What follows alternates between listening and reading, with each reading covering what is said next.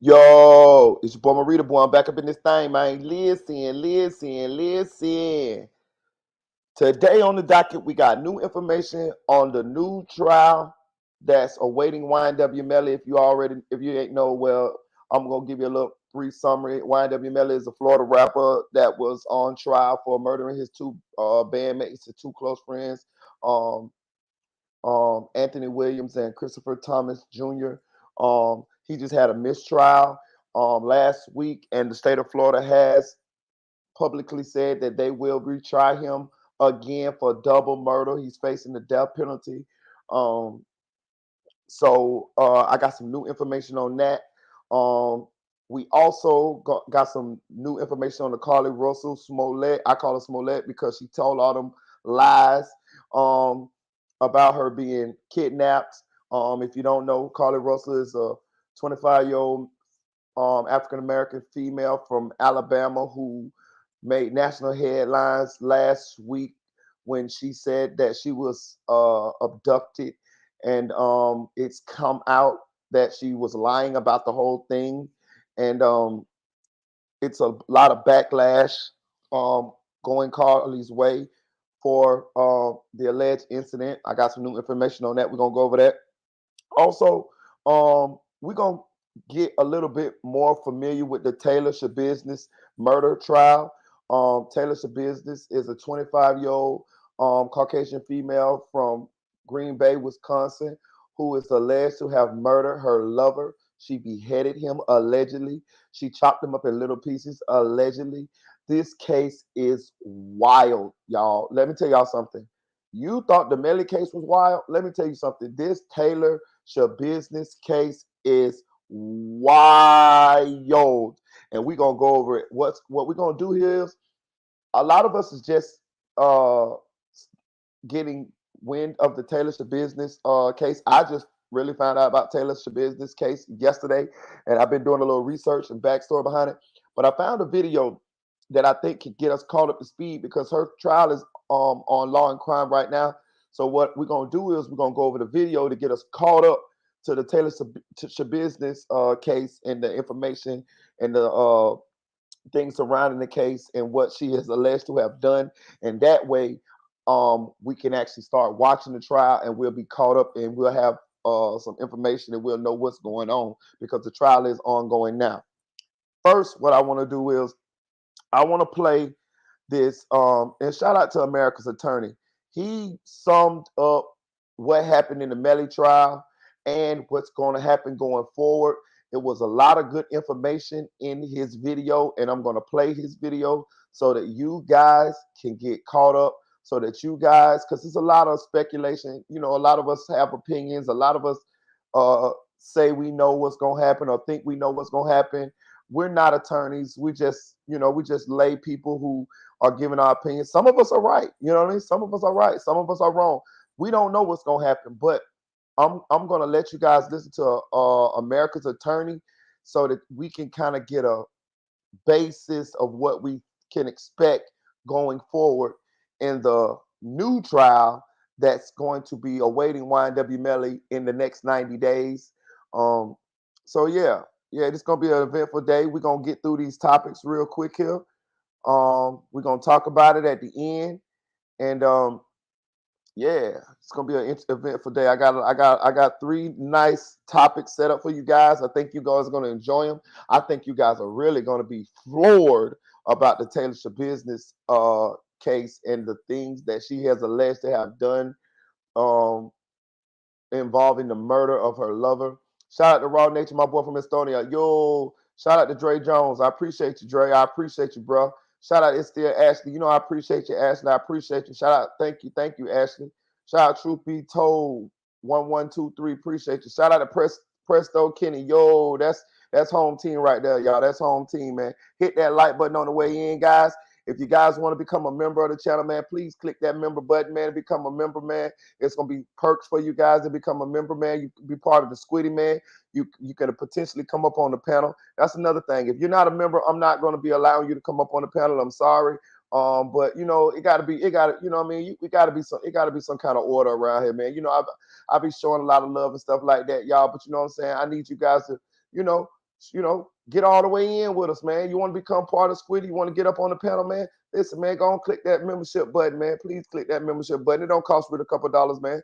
You know what I'm saying? I want you guys to be a part of the Squiddy, but show me that you really invested in this thing, man. Become part of the Squiddy, man. You come up on the panel and share your thoughts with the world. You know what I'm saying? Also, man, please hit that Cash App. That Cash App will be in my bio. In the chat. It's actually going across the bottom of the screen right now. You know what I'm saying? Across the banner at the bottom of the screen. Also, man, hit that like button, man. Please hit that like button. Please hit that like button. We got a lot of good information for y'all today, man. It's Kenny. You say you want to be a member? All you gotta do is go to my homepage and you'll see say member. That shit don't cost but a couple dollars. That shit like $2-3, man. It ain't that much money. You know what I'm saying? So, but you home team though, good, cause you already know what it is. You already know what it is. Home team, you already know what it is. Shout out to Street Billboard Films. I appreciate you, man. I appreciate you. She say checking in from Broward. Much respect to Broward. Shout out to Ursula Amos. She say salute Marita and Marita family. All love to you guys. Ursula, I always love when you come through, man. I always love when you come through because you always spread love. Shout out to Cody Lee, man. Cody Lee, I appreciate you coming on the panel the other night, man. Your thoughts were well thought out, man. I appreciate you, man. I really, really do, man. You know what I'm saying? I appreciate you. I swear when you came up here, your thoughts was well thought out, and I think you actually brought something to the panel. Shout out to Unspoken Crime Murders, man, or Unspoken Crime Mysteries, man. Go subscribe to my boy channel, man. That's the game right there, y'all. That's the game, man. That's the game. My boy been rocking with me from the start. He never acted fake. He always had my back. So I'm rocking with him. I don't give a damn. It's me, him, audio crack. We could be fighting goddamn King Kong. I'm rocking with Unspoken. Nobody better not say nothing bad about Unspoken around me or it's going to be smoke. You know what I'm saying? And that's real. But look, I'm going to play America's Attorney because he's going to summarize and he's going to put to bed a lot of things surrounding Melly case. We was under the impression that Christine Bradley was the best prosecutor that they had. No, no, no, no, no. They actually have a lead state attorney that's over Christine Bradley, and he possibly can prosecute this next case. We will see though. But I'm gonna play the video for you guys. I'm gonna also stop and give you guys shots out, man, because I really, really like you guys. And I like the guys that have been supporting me. I know you guys' name in the chat, man. We've been rocking for a long time. So I will be giving you guys shots out. I appreciate you, man. Shout out to you, Presto Kenny. Appreciate you, bro. You know what it is. Posting today. Had an entirely different video prepped and ready to go. And then, after less than just 2 days of delay. Shout out to Unspoken Crime Murders, man. I appreciate you for the $20 super chat, bro. You already know what it is, man. I give you a shout out. In every one of my videos, I give you a shout out. You know what I mean? Because, I know real recognize real, man. I appreciate you. I really, really do, bro. The YNW MELLY jury deadlocked, and the judge declared a mistrial. Everyone has been jumping in with all their thoughts and their opinions all weekend long about what happened and what's next. And guess what? Now it's my turn. Hey, it's Josh Sanford, America's Attorney, and I'm about to drop some knowledge about the rules of the game. So don't forget to subscribe. First things first, a hung jury is not a not guilty verdict. A hung jury is a jury that is not in total agreement. And when it comes to verdicts, there is no majority rules in Florida. It's all or nothing. And in this case, we got nothing. For the hashtag Free Melly fans, you're going to have to keep chanting for a while.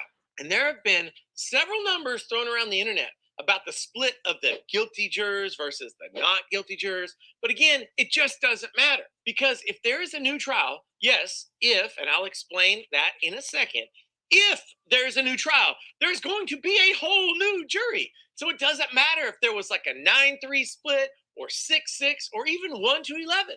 They couldn't reach a decision. And it's not going to be a mistrial unless the... So I want to stop you right there. And we're going to break it down a little bit. So we heard rumors. I actually saw Melly's mom's post where she said it was a 9-3 split. And I also saw what some people said it was a 6-6 split. I don't know what the split was, but I will tell you this. This is taken from somebody that's been to trial in my life. And I've seen a lot of my friends and stuff like that go to trial. Some won, some lost, stuff like that.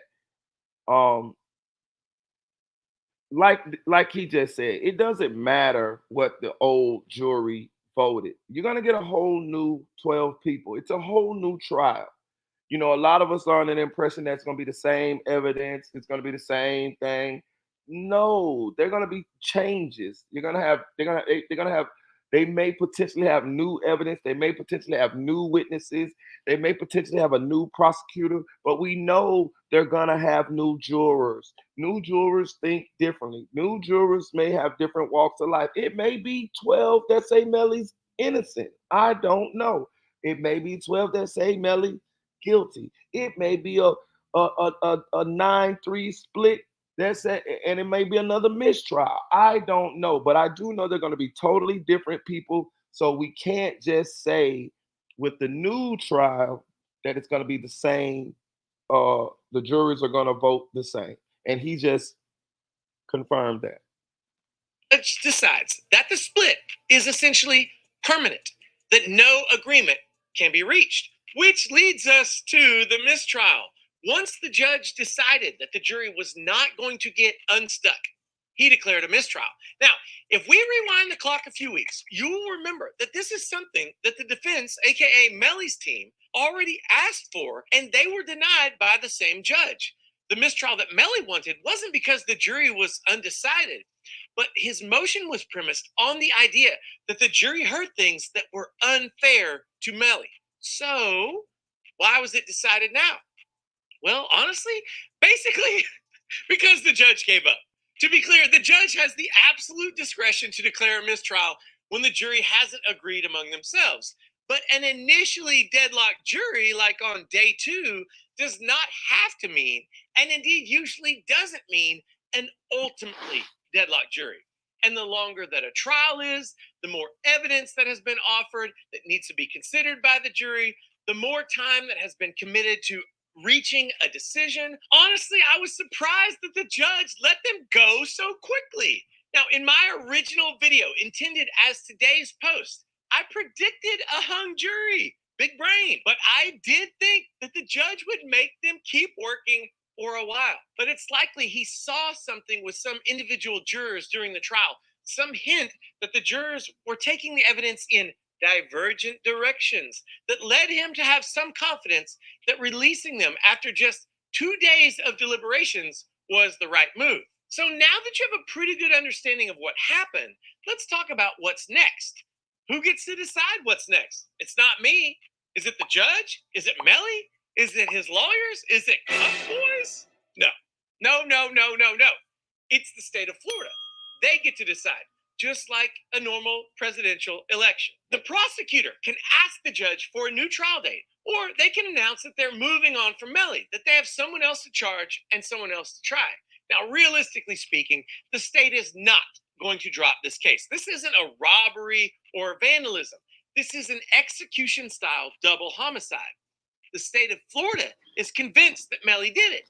They're going to upgrade to Melly Murder Trial 2.0, meaning hit the subscribe button and go to KB Goes Live and hit his subscribe button, because there's going to be a trial to cover, and you need the best people to cover it with you. Okay, now back to the prosecutor. So chances are like 99% chance that the prosecutor is going to ask for a new trial and the judge is going to grant it. The judge doesn't have the authority, not really, to prevent the state of Florida from taking another run at Melly. You know, like driving by again. And we all know that the state has come out publicly and say that they will retry YNW Melly. So that much we know is fact. I mean, there's this one way in which Melly's lawyers file a motion essentially arguing that no reasonable jury could believe that Melly was guilty. But this is really not the case for that motion. Such a motion like that would not be granted. Like Bruce Rivers mentioned, the judge in charge is an elected position. He doesn't want to be seen as soft on crime, and this is a terribly notorious crime. The judge is going to... Did not say that, guys. Did not say that. Did not say that this case involves people that we haven't even thought about as far as their political futures. The judge, the police chief, the governor, the city council people. If those are elected positions, they feel like Melly did this, right? So I want to explain to you how this goes, right? In order for Melly to even be tried, the police had to gather evidence and take it to the state attorney. The state attorney then looked over the evidence and said, yeah, we're going to press charges.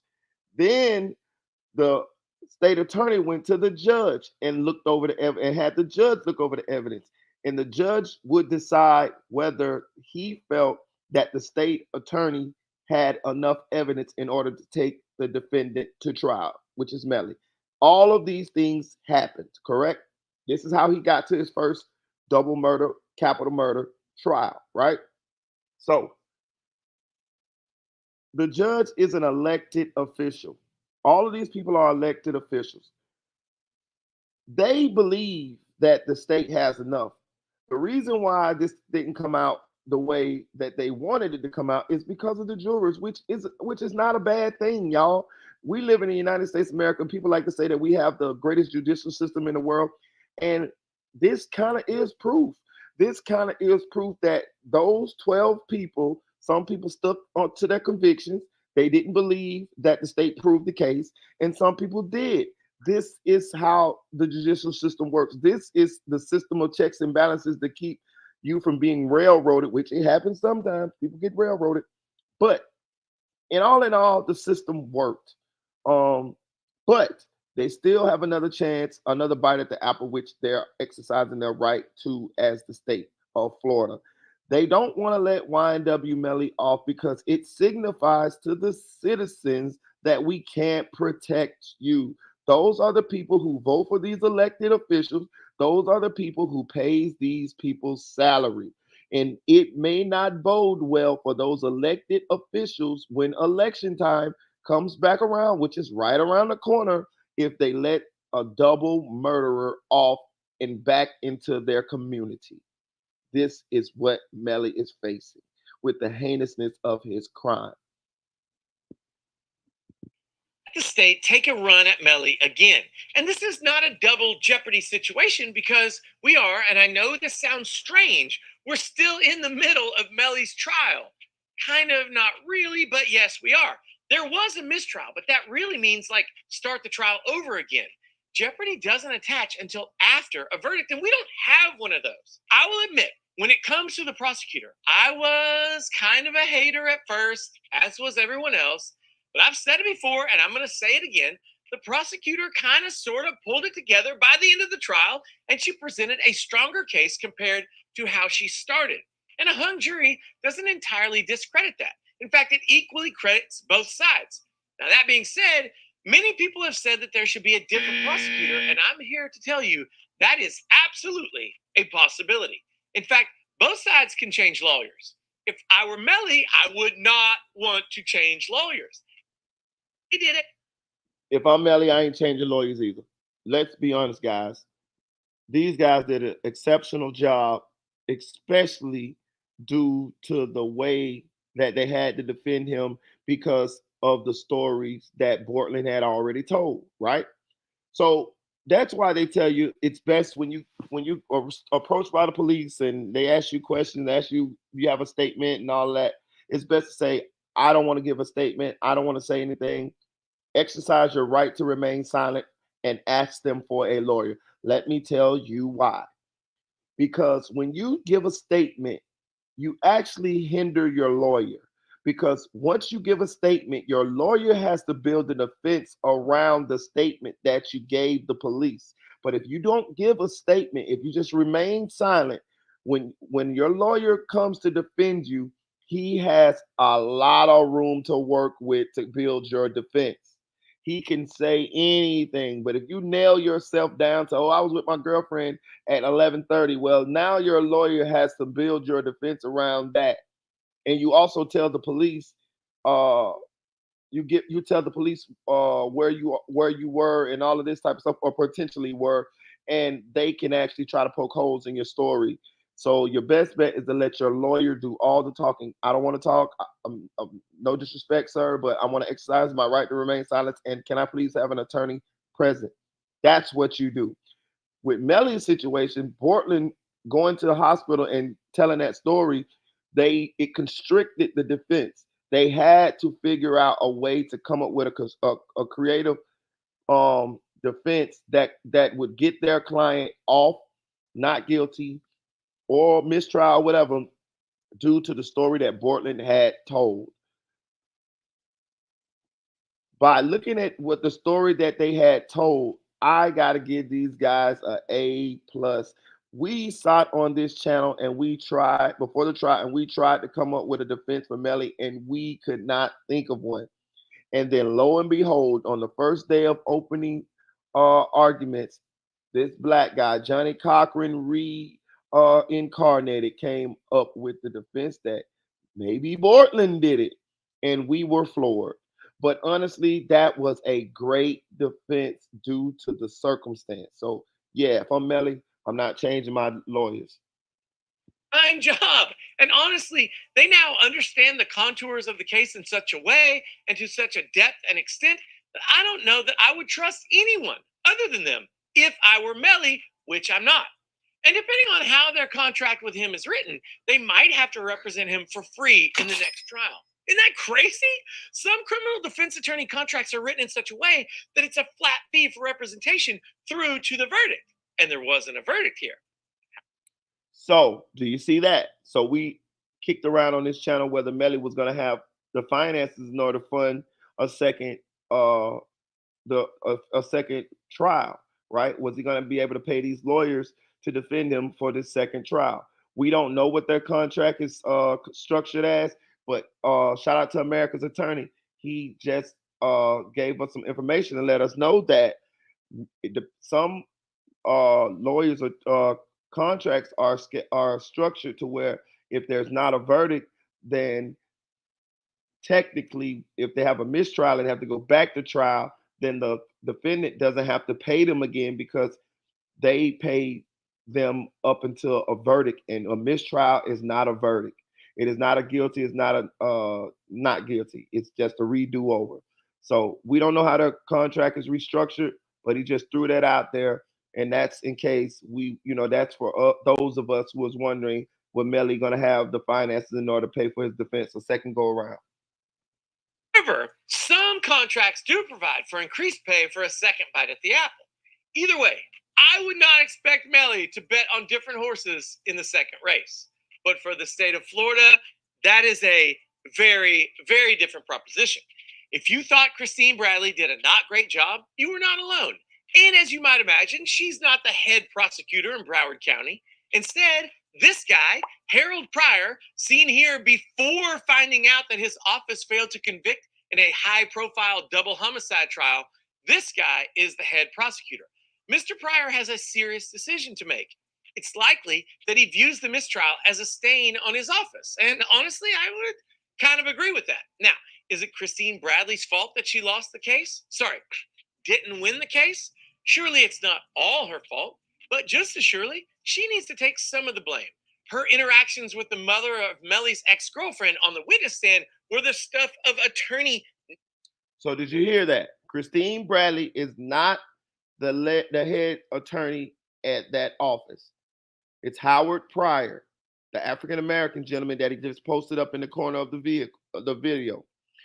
And it's very likely that Harold Pryor may take this case because he probably does view this mistrial as a loss and a stain on his office, right? So those of us didn't know whether Christine was the best for the job or was she just the best available for the job.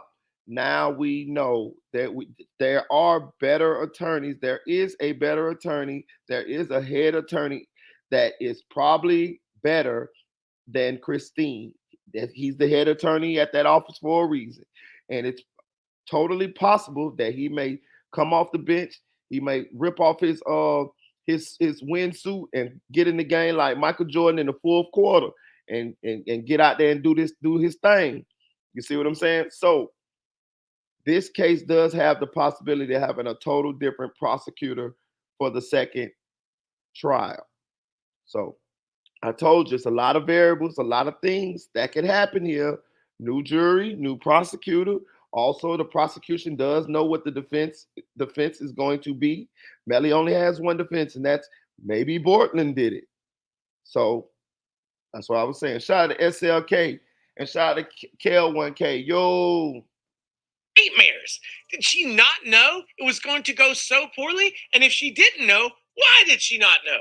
Why not bring in another prosecutor to examine that witness? In fact, why was she the only attorney who ever questioned any witnesses except for a couple of text message witnesses? I said that as well, and a couple of you guys said that. Shout out to you guys in the chat. Shout out to you guys in the chat. You guys were really sharp, and a lot of you guys said that as well.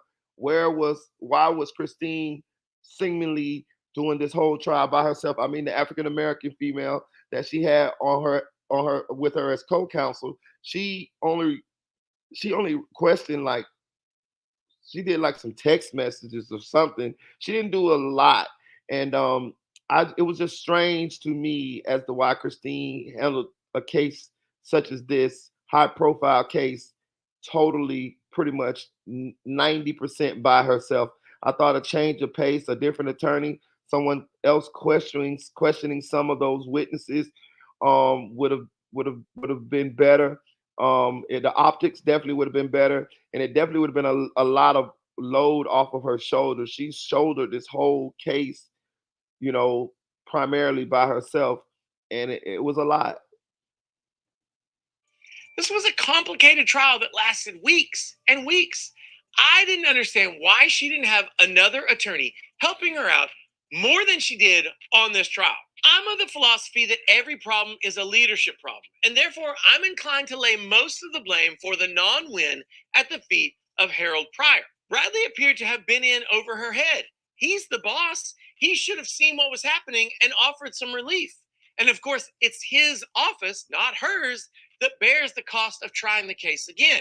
I very much doubt it was just happenstance that Melly had a Caucasian attorney and an African American attorney. It's just too smart to be luck. Now, when race matters in the criminal justice system, it matters a lot. If race is an issue in a case, then from a strategic standpoint, race is the only issue in the case, usually. And I'm calling it right here. Write it down. Wait, this is already recorded. You don't have to write it down.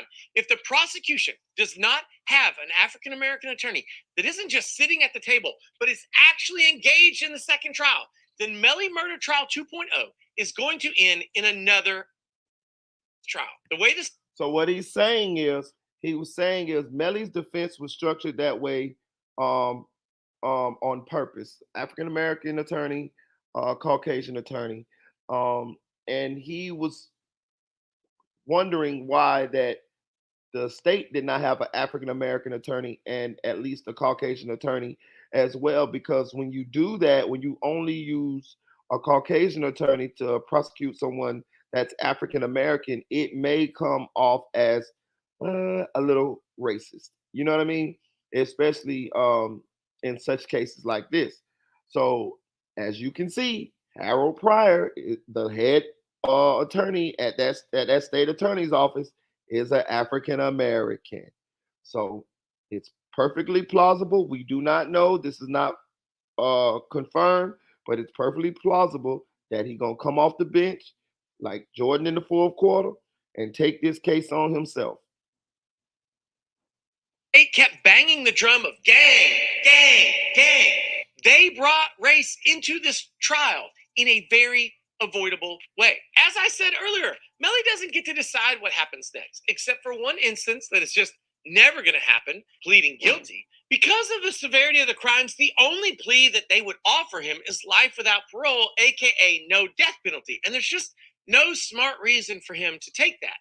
This and changing lawyers is the only control that Melly has over what happens next in the few weeks that are coming up. He'll be waiting in jail until the next trial. So we know what we can expect in the future regarding the YNW Melly case. Let's talk about some numbers. Now, in federal court, if a trial ends in a mistrial, the second trial must begin within 70 days from the date the action occasioning the retrial becomes final. That's 18 U.S.C. section 3161E. That would be less than 10 weeks from today, or basically October 1st. But we aren't in federal court. We're in state court in Florida, and Florida gives the prosecutor an extra 20 days. So 90 days in all to reload. So, for the convenience of the judge and scheduling, the state has to make a decision on its next step ASAP. After that, Melly's lawyers will, of course, have the opportunity to ask for stays and delays and extra time. And because they're private attorneys, not government employees, it wouldn't surprise me at all if the court granted extra time to them. Meanwhile, Melly's just sitting in jail, no bond, not getting out because, again, So what he's saying is, in federal, if this was a federal case, they would have 70 days to retry Melly or the defendant. But since it's a state case, they have 90 days. In Florida, they have a 90-day rule. And from the time that the first trial has ended, and what happens is the defense, being that they're private attorneys, they can ask for extra time past that 90 days, but the state does have to um, apply or tell them that they're going to retry him. And if the defense does not ask for extra time, then they'll just go at the 90-day mark, or after the 90-day mark, the new trial will start.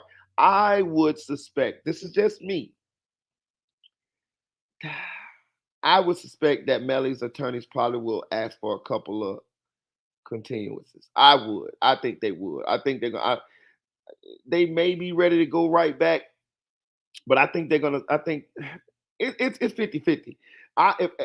If I'm Melly, I want to go back to trial quickly because I don't want to give the state time in order to put more pressure on people, locate maybe his girlfriend who actually has a warrant now for not coming to court. Mariah Hamilton, put extra pressure on witnesses, maybe coax some people who didn't come forward the first time to come forward, put pressure on track.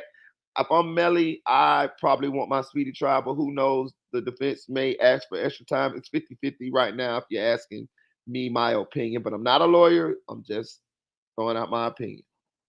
The severity of the crime. As you know, Cortland Henry, aka YNW Bortland, aka as the jury thought, Cortland Sutherland, is scheduled to begin trial on October 2nd. I've mentioned in a previous trial breakdown, but this decision made in Bortland's trial is going to have a direct impact on the verdict in Melly's trial.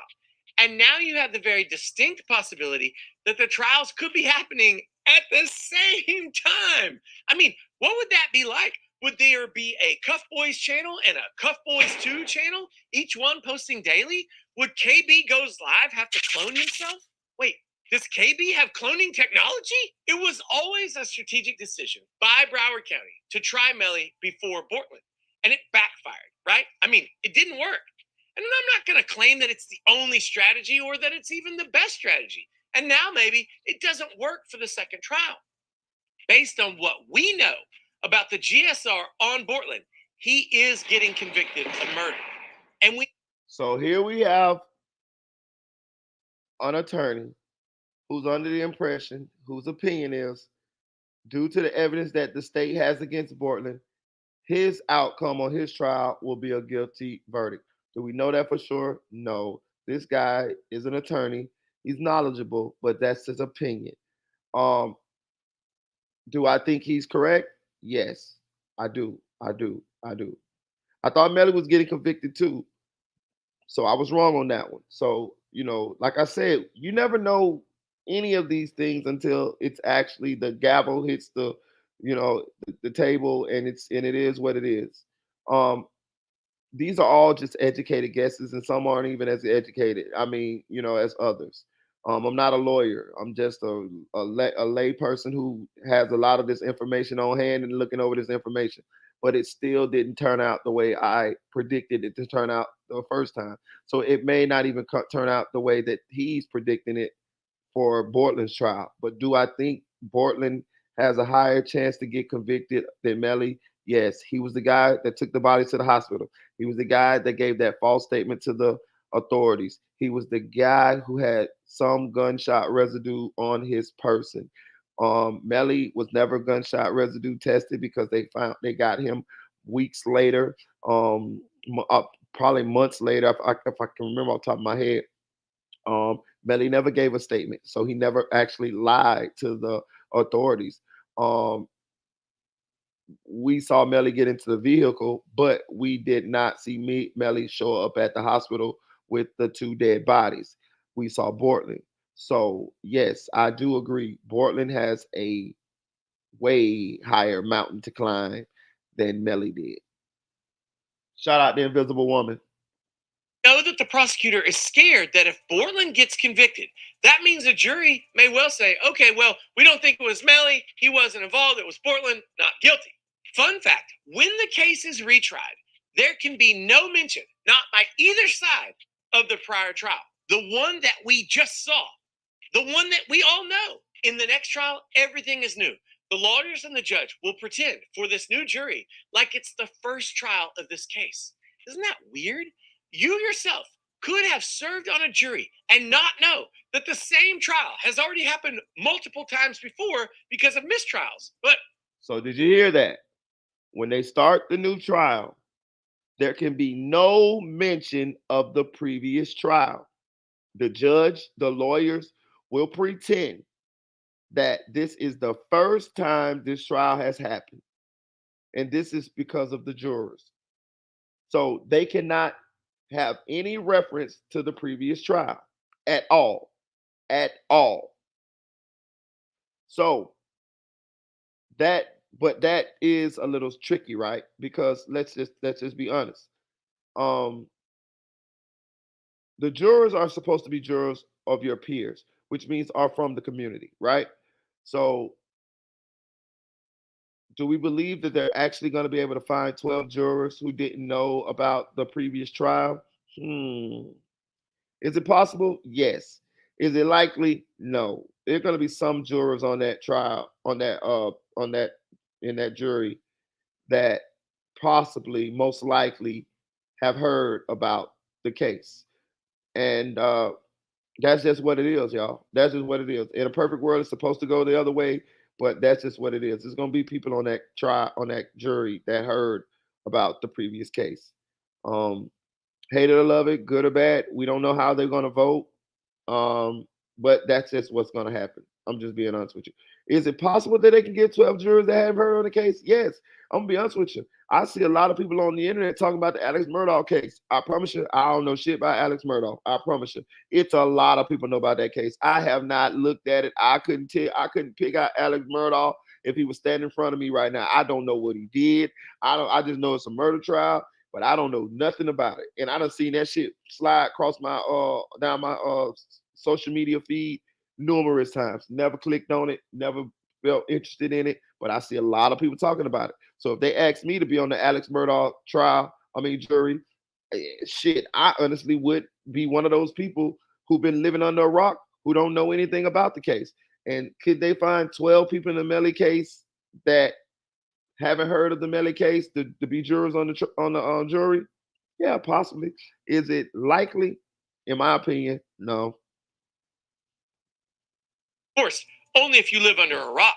Honestly, it kind of sounds like an episode of Loki, or at least something from the multiverse of madness. And that's it, folks. Now you know the what and you know the when, so it's your turn to inform me. Do you see a second trial going any better or worse for either side than this trial that we just saw? Do you want me to drop my original verdict prediction video with my reasoning and my special guest? If so, drop your opinion in the comments below and let me know what you think. I will be back with more content soon. But in the meantime, recap the last few weeks by watching these Melly trial videos.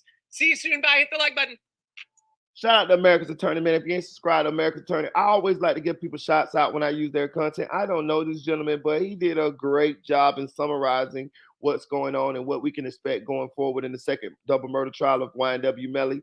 So go subscribe to America's Attorney if you want more content, more updates on what's going on in these trials. He's an actual attorney, and he has good content. So I like to do that anytime I use this anybody content. I don't know a lot of these people, guys, and I still like to give them shots out because I prefer that as well. When someone uses my content, I have never stricken anybody's channel for using my content, even when they make bad videos about me. I got people making bad videos about me all the time.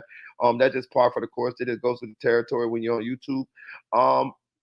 But I would like a shout out. When people, make videos about me, all I want is a shout out. So I'm giving him a shout out. Shout out to America's Attorney. Go subscribe to him if you haven't subscribed to him. What I'm gonna do now is I'm gonna jump right into the Taylor SchaBUISNESS case, because I kind of want to cover this case with you guys, man. This case is very, very, very, very, very, very wild. Hold on to your seats, guys. I want you to get you some popcorn. I want you to sit down because you ain't never heard no shit like this, y'all. Trust me when I tell you. You thought the YNW Melly case was wild. This case right here takes the cake. I'm gonna play Bruce Rivers. Bruce Rivers summarized the Taylor SchaBUISNESS case brilliantly, and he went over all the information. Man, oh man, oh man, oh man, oh man.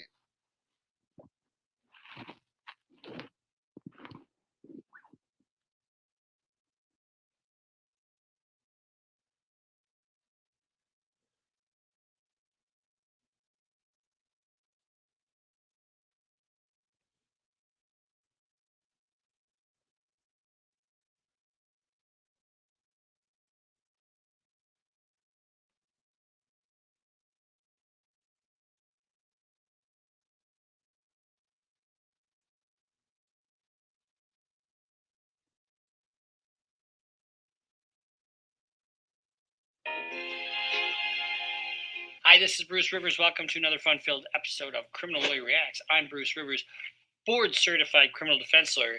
You can see we're in like day 3 or 4 of the growth. So keep an eye on this and see where it goes. And if I keep it, you guys tell me to keep it.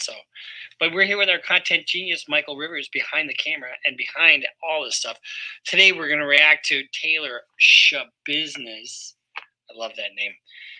But before we do, this is brought to you by ContractsCounsel.com, a partner of eSign. And right now we're doing a plug home. And do what you got to do. Her attacking her lawyer, and I didn't realize who she was at the time. We've been getting a lot of requests for Taylor SchaBUISNESS. Listen, y'all, I'm telling y'all, hold on to y'all seats, bro. Those of you who ain't familiar with this case, oh my goodness. The complaint right here. This is funnier. Well, here's the thing.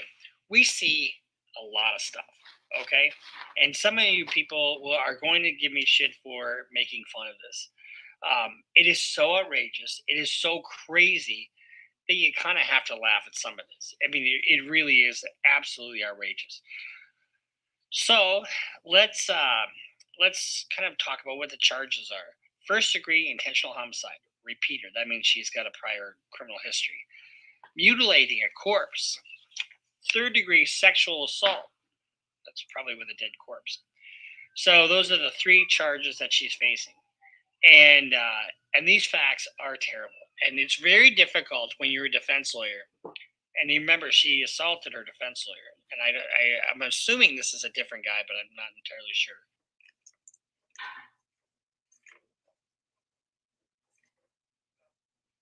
Another satisfied customer. What are the facts of this case? Bruce, I don't know anything about this case. Well, let me tell you about this case. So, this has to do with an incident that happened on February 23rd. Oh, Molly, that's your birthday. My sister's birthday. Oh, I don't like Molly. All right, so Officer Wanish was dispatched to a resident that is located in the city of Green Bay. You know where Green Bay is? Wisconsin. Brown County, for a report of a severed head found in a bucket in the basement. Upon arrival, Officer Wanish met with TP, who's the victim's mother. Officer Wanish reports he went downstairs to the basement. Once he reached the bottom of the stairs, Officer Wanish observed a plastic bucket on the floor. He observed a shower beach towel over the bucket. He lifted the towel that was over the bucket and observed a human head inside the bucket. Wanish looked around the room and observed what appeared to be dried blood on the nearby mattress. Murder, she wrote. So then we get to this is Taylor SchaBUISNESS. That was her boyfriend. So Officer Russell reviewed a prior photographs of SchaBUISNESS, and he inspected the van, and Officer Russell saw SchaBUISNESS emerge from an apartment building, and upon seeing officers, she stopped. Russell Officer Russell could see that SchaBUISNESS, don't you love that name, SchaBUISNESS, had what appeared to be dried blood on the front of her black hooded sweatshirt, as well as her black sweatpants. Officer Russell later found SchaBUISNESS' hands appeared to be smeared with blood as well, and there was also what looked like dried blood on the back of her sweatshirt. So, whose blood do you suppose that might be? Officer Russell asked SchaBUISNESS if she knew why officers were there, and she stated something that sounded like because of for a warrant for my arrest. Yeah. So one of the things that this is a drug fueled episode, and it gets worse. So in the rear passenger seat behind the driver's seat, Detective Alberta reports that in the rear passenger seat behind the driver's seat was a crockpot box. Medical examiner Vincent Tranchita went to the box, which was on top of a laundry basket of clothes, and located additional human body parts, including legs. Can you imagine? I mean, I got a call one night on New Year's Eve, and it's my client's brother. And my client was driving around with his dead girlfriend in the back of the car, and they wanted to know what we should do. I said, well, just drop it off over at my office partner's house. He's in Florida. He's got an alibi. I did not say that, actually. So Detective Scanlon reports that during a search, a human head severed from the neck was located in the bucket in the basement near the stairs. The head was identified visually in comparison with other prior photographs of the victim, and it was confirmed to be the victim. According to Tranchita, there was visual evidence of strangulation observed. Now, the ligature marks, that's what they call them, around the neck. Other body parts were found in the basement in other bags, including plastic shopping bags, along with 3 knives, including a bread knife consistent with kitchen knives located in the storage tote. An upper torso was located. The upper torso had numerous rigid cuts in the side where the head was removed, consistent with a separated head.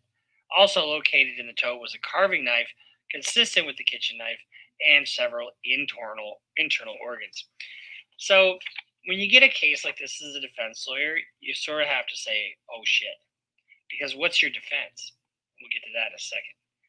So the victim's mother, the victim and SchaBUISNESS returned to the home and went into the basement.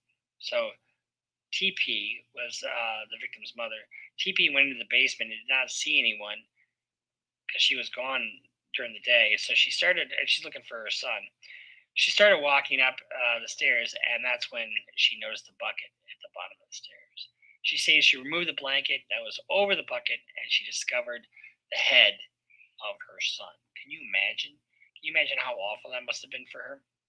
Unbelievable. And so, SchaBUISNESS, I don't know how old her son was, but SchaBUISNESS is like 26 years old or thereabouts. So Detective Graff, and so we're going to just continue reading the complaint a little bit. So just bear with me, and then we're going to watch the unenviable task of doing an opening statement in this case. Detective Graff told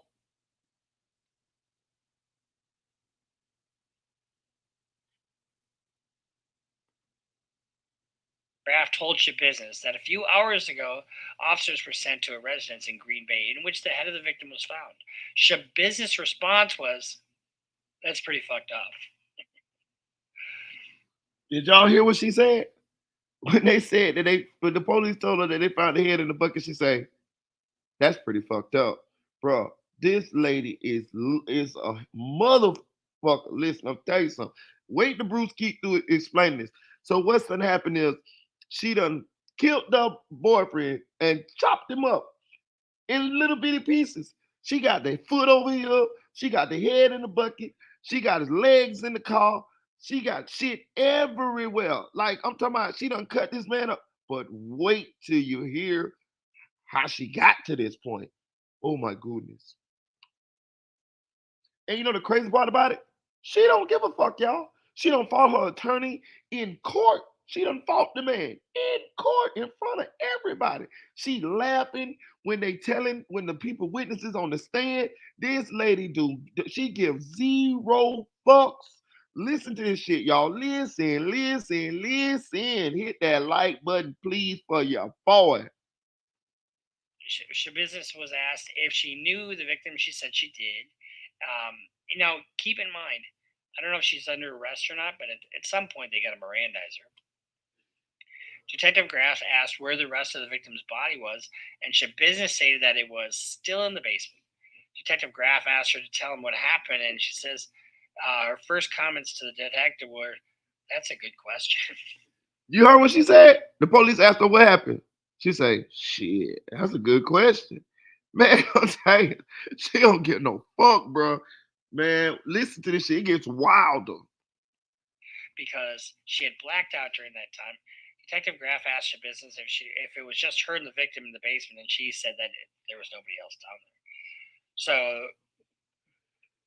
if you stop right there, she blacked out. You kind of, might be able to formulate some kind of a defense.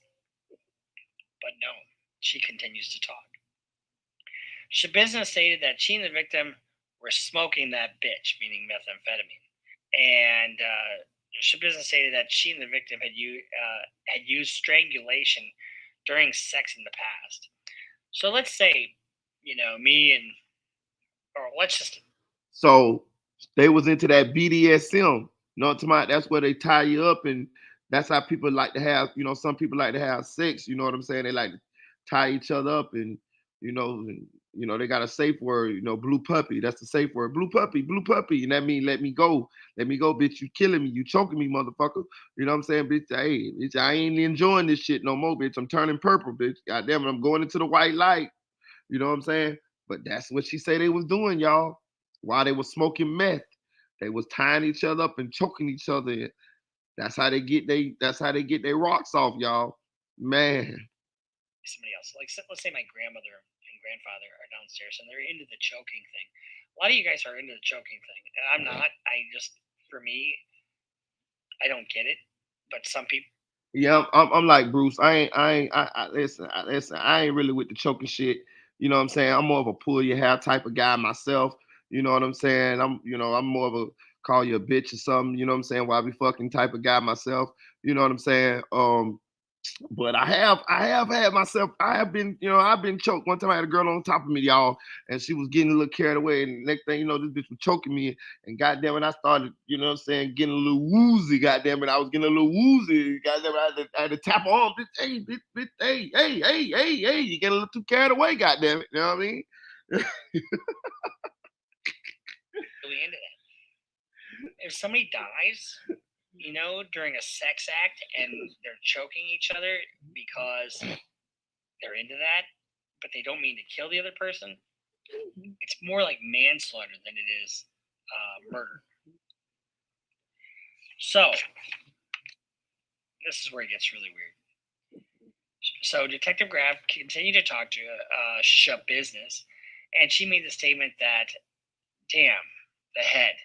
I can't believe I left the head, though," referring to the victim's head. Y'all heard her? She say, "Damn, the head. I can't believe I left the head, though." I'm telling you, this bitch crazy, man. She crazy. Boy, but ain't know what he had. Boy, listen, he was fucking with the devil, man. Shit. It get worse too, though. Yeah, I pull that wig off your ass now. For real, for real. I'm telling you, I get loose with that hair. Let me get a hold of that hair. Goddamn it, I go crazy back there. I go crazy. Just do something to me when I grab them goddamn naps. Ooh, shit now. Detective Graff asked SchaBUISNESS where the body was, and she said it was in the basement. SchaBUISNESS responded the police was going to have fun. The police were going to have fun trying to find all the organs as she dismembered the body. You heard what she said? She said the police gonna have fun trying to find all the organs. Cause she cut them all up in little bitty pieces. God damn. You can tell she's just not there. SchaBUISNESS stated all the body parts should be in the basement. SchaBUISNESS stated that there should be a foot or a leg in the minivan. Detective Graff asked SchaBUISNESS, or what she did with the head, and she stated that she put it in a bucket and put a blanket over the bucket. When here's the other thing with methamphetamine in particular, people get psychotic, and extended long-term use can result in all kinds of mental illness. But they're doing more than just methamphetamine here. Graf asked SchaBUISNESS. Hey, that's talking about it's over if you pull that wig off. No, the fuck it ain't, because I got a secondary move for that there. You know what I do when I pull that wig? If that hair slip off and I put my hand under your chin, then I'm hitting you from the back, and I got both of my hands like folded under your chin and pulled back on that chin like a riding the goddamn horse. I'm talking, I got something to pull, goddamn it. I put my hand right up under that goddamn chin. Who? You ain't going nowhere. Nah. How she dismembered the body. She said that she used knives that she obtained from the kitchen of the residence, and that a bread knife seemed to work the best because it had a serrated blade. So SchaBUISNESS stated that the knives should be in a black bag along with body parts in the basement. She indicated that she would use whatever bag she found in the basement to place the body parts into. She made the comment that at one point she did get paranoid and lazy and thought it was just the dope making her paranoid. She said the victim produced 2 chains, one for her and one for him. She described the chains as being a silver link chain, kind of like a dog collar chain. So SchaBUISNESS. She said, buddy got 2 chains, one for her and one for him. This dude is queasy, dog. Listen, man. Listen. Hey, man, whatever floats your boat, though. Listen, I ain't judging nobody. Listen, I'm going to say this, dog. Them 2 grown people, and that's the perks of being grown, y'all. That's one of the perks of being grown. You get to do what you want to do with whoever you want to do it with. Hopefully you find somebody that's into what you into, such as these 2 people did. They found 2 people that was into the same thing, and they were just in there, like Lil Wayne say, Mr. Officer, they was in there doing their thing, man. Listen, I ain't judging them for doing their thing, but how it ended, oh my God, it just was crazy how it ended. He just didn't know who the fuck he was dealing with. But Jesus, man, they was in there hanging and having a good time. They was in there doing their thing, man. Woo, woo. Like the Joker said, if you gotta go with a smile. That she went crazy. How'd he die? Like on The Color Purple. How'd he die? On top of me. Referring to the strangulation of the victim. At one point in the interview, SchaBUISNESS stated that she could feel the victim's heart beating as she was choking him. So as she kept pulling and choking him harder, but the victim would not die, and that she just kept rebuilding into muscle, whatever that means. So now you get into premeditation, because if you can have an intention to kill, right? And you can have the premeditation to form at any point. So she riding Buddy, and she got that goddamn belt around his neck, and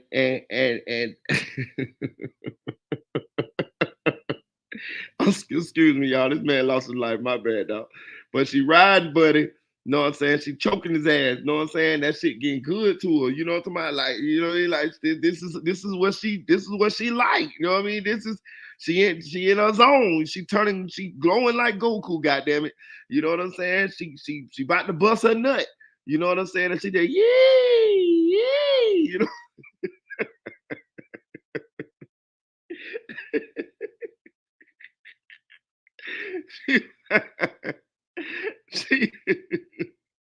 She killing that guy. she killing this motherfucking man. Yeah.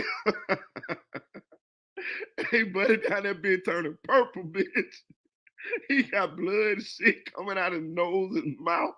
And this bitch just, man, I would have swung on that bitch in there. Oh, my mom, I would have beat the shit out that bitch in there. I wouldn't have been on the bitch dying in there. You got me fucked up. Man, I would have fought that bitch like a man in there, motherfucker. Bitch, you trying to kill me. But you got to think, he into the shit too. So he probably like, he don't know if he died Bitch, he don't know if he dying up in the nut. You know what I'm saying? I'm just assuming because this is the type of, that the people that like that type of shit, that's how they get that's how they get their rocks off. But seeing that bitch busting a nut, seeing his ass fade to black.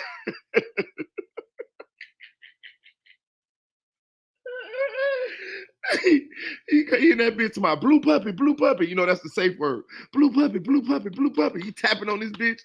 This bitch riding his ass to motherfucking to the afterlife, bitch. Graf asked her, at what point did you know that the victim was not alive anymore? And she stated that the victim's face turned purple. Blood was coming out of his mouth, but she did not stop. The detective asked her what she did after he died. Don't listen to this. Oh, this is unbelievable. She stated that she then played with his body. SchaBUISNESS stated that she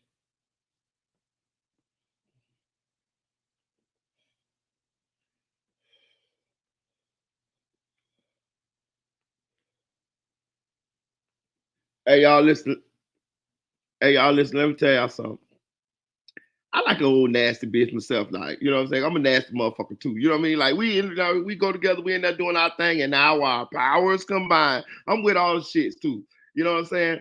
But this bitch, I ain't fucking with her. I don't want no parts of you. No. I don't want nothing between your legs. I don't want none of that shit. That shit, dear nigga, that shit is death, bitch. No, I'm good, bitch. No. That she's on a whole nother level of freaky than me. You know? I'm okay. This bitch really killed the nigga with her pussy. Hell no. sucked his member.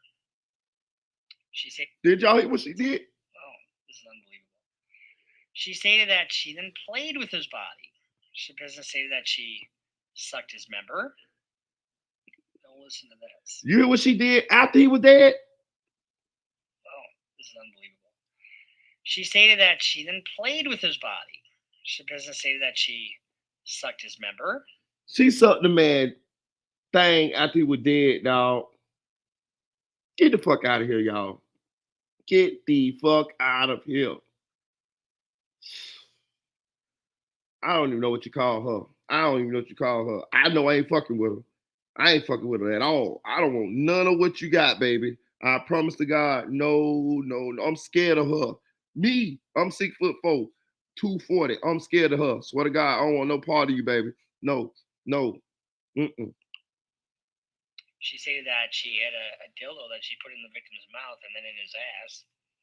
She put a dildo in the man's mouth and in the man's ass, dog. After he was dead, dog. What's up with this lady, man? I told you this case is queasy. I told you I just wanted to give y'all a summary of what had happened before we start watching this case, because we're gonna watch this shit here, y'all. This shit is must-see TV. I mean, I don't give a fuck. We're gonna tune in. She already done fought a lawyer in open court, y'all. She fought her lawyer in open court. Detective Graf asked if, when she was choking the victim, if he tried to fight back, and she stated that he did. So while she was riding this motherfucking man on the glory, she said he tried to fight back. While she was choking him, dog, that bitch just kept on doing it. SchaBUISNESS stated that she then began to choke the victim, and she described it as a victim lying face down in the bed, with her on top of him, pulling on the end of the chain. The victim coughed up blood as she was waiting for him to die while she was watching his face, choking him, right? SchaBUISNESS made the comment that she was already this far, so she just kept on, referring to choking the victim. SchaBUISNESS said in a lower tone of voice, "Yeah, I liked it." Excuse me, y'all. I told you what was going on. She was about to bust that nut. She said, "Yeah." I can see her going crazy with that goddamn belt around her neck. That's what she was saying. Yeah. I'm talking about she about to catch that nut. I'm talking about just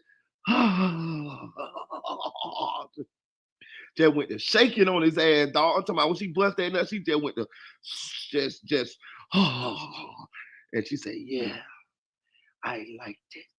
What? Man, I don't want no part. I didn't even know people like this fucking exist. No, I don't want no parts of you, lady. No, no, no, no, no, no, no, no, no, no, no. That shit crazy, bro. She knew the man was dying. She wanted that nut. So she just fucking up and kill him.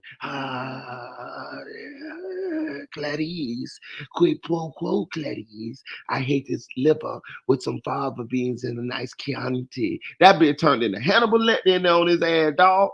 Bro, so okay, so listen, I told y'all that's not really my thing to tie up shit, this and that. Me and my baby mama, we got a couple of we got the little handcuffs with the little pink fuzz on the one Valentine's Day. You know what I'm saying? We did a little sign, you know what I'm saying, little sign, you know what I'm saying, a little spice. But I'm saying,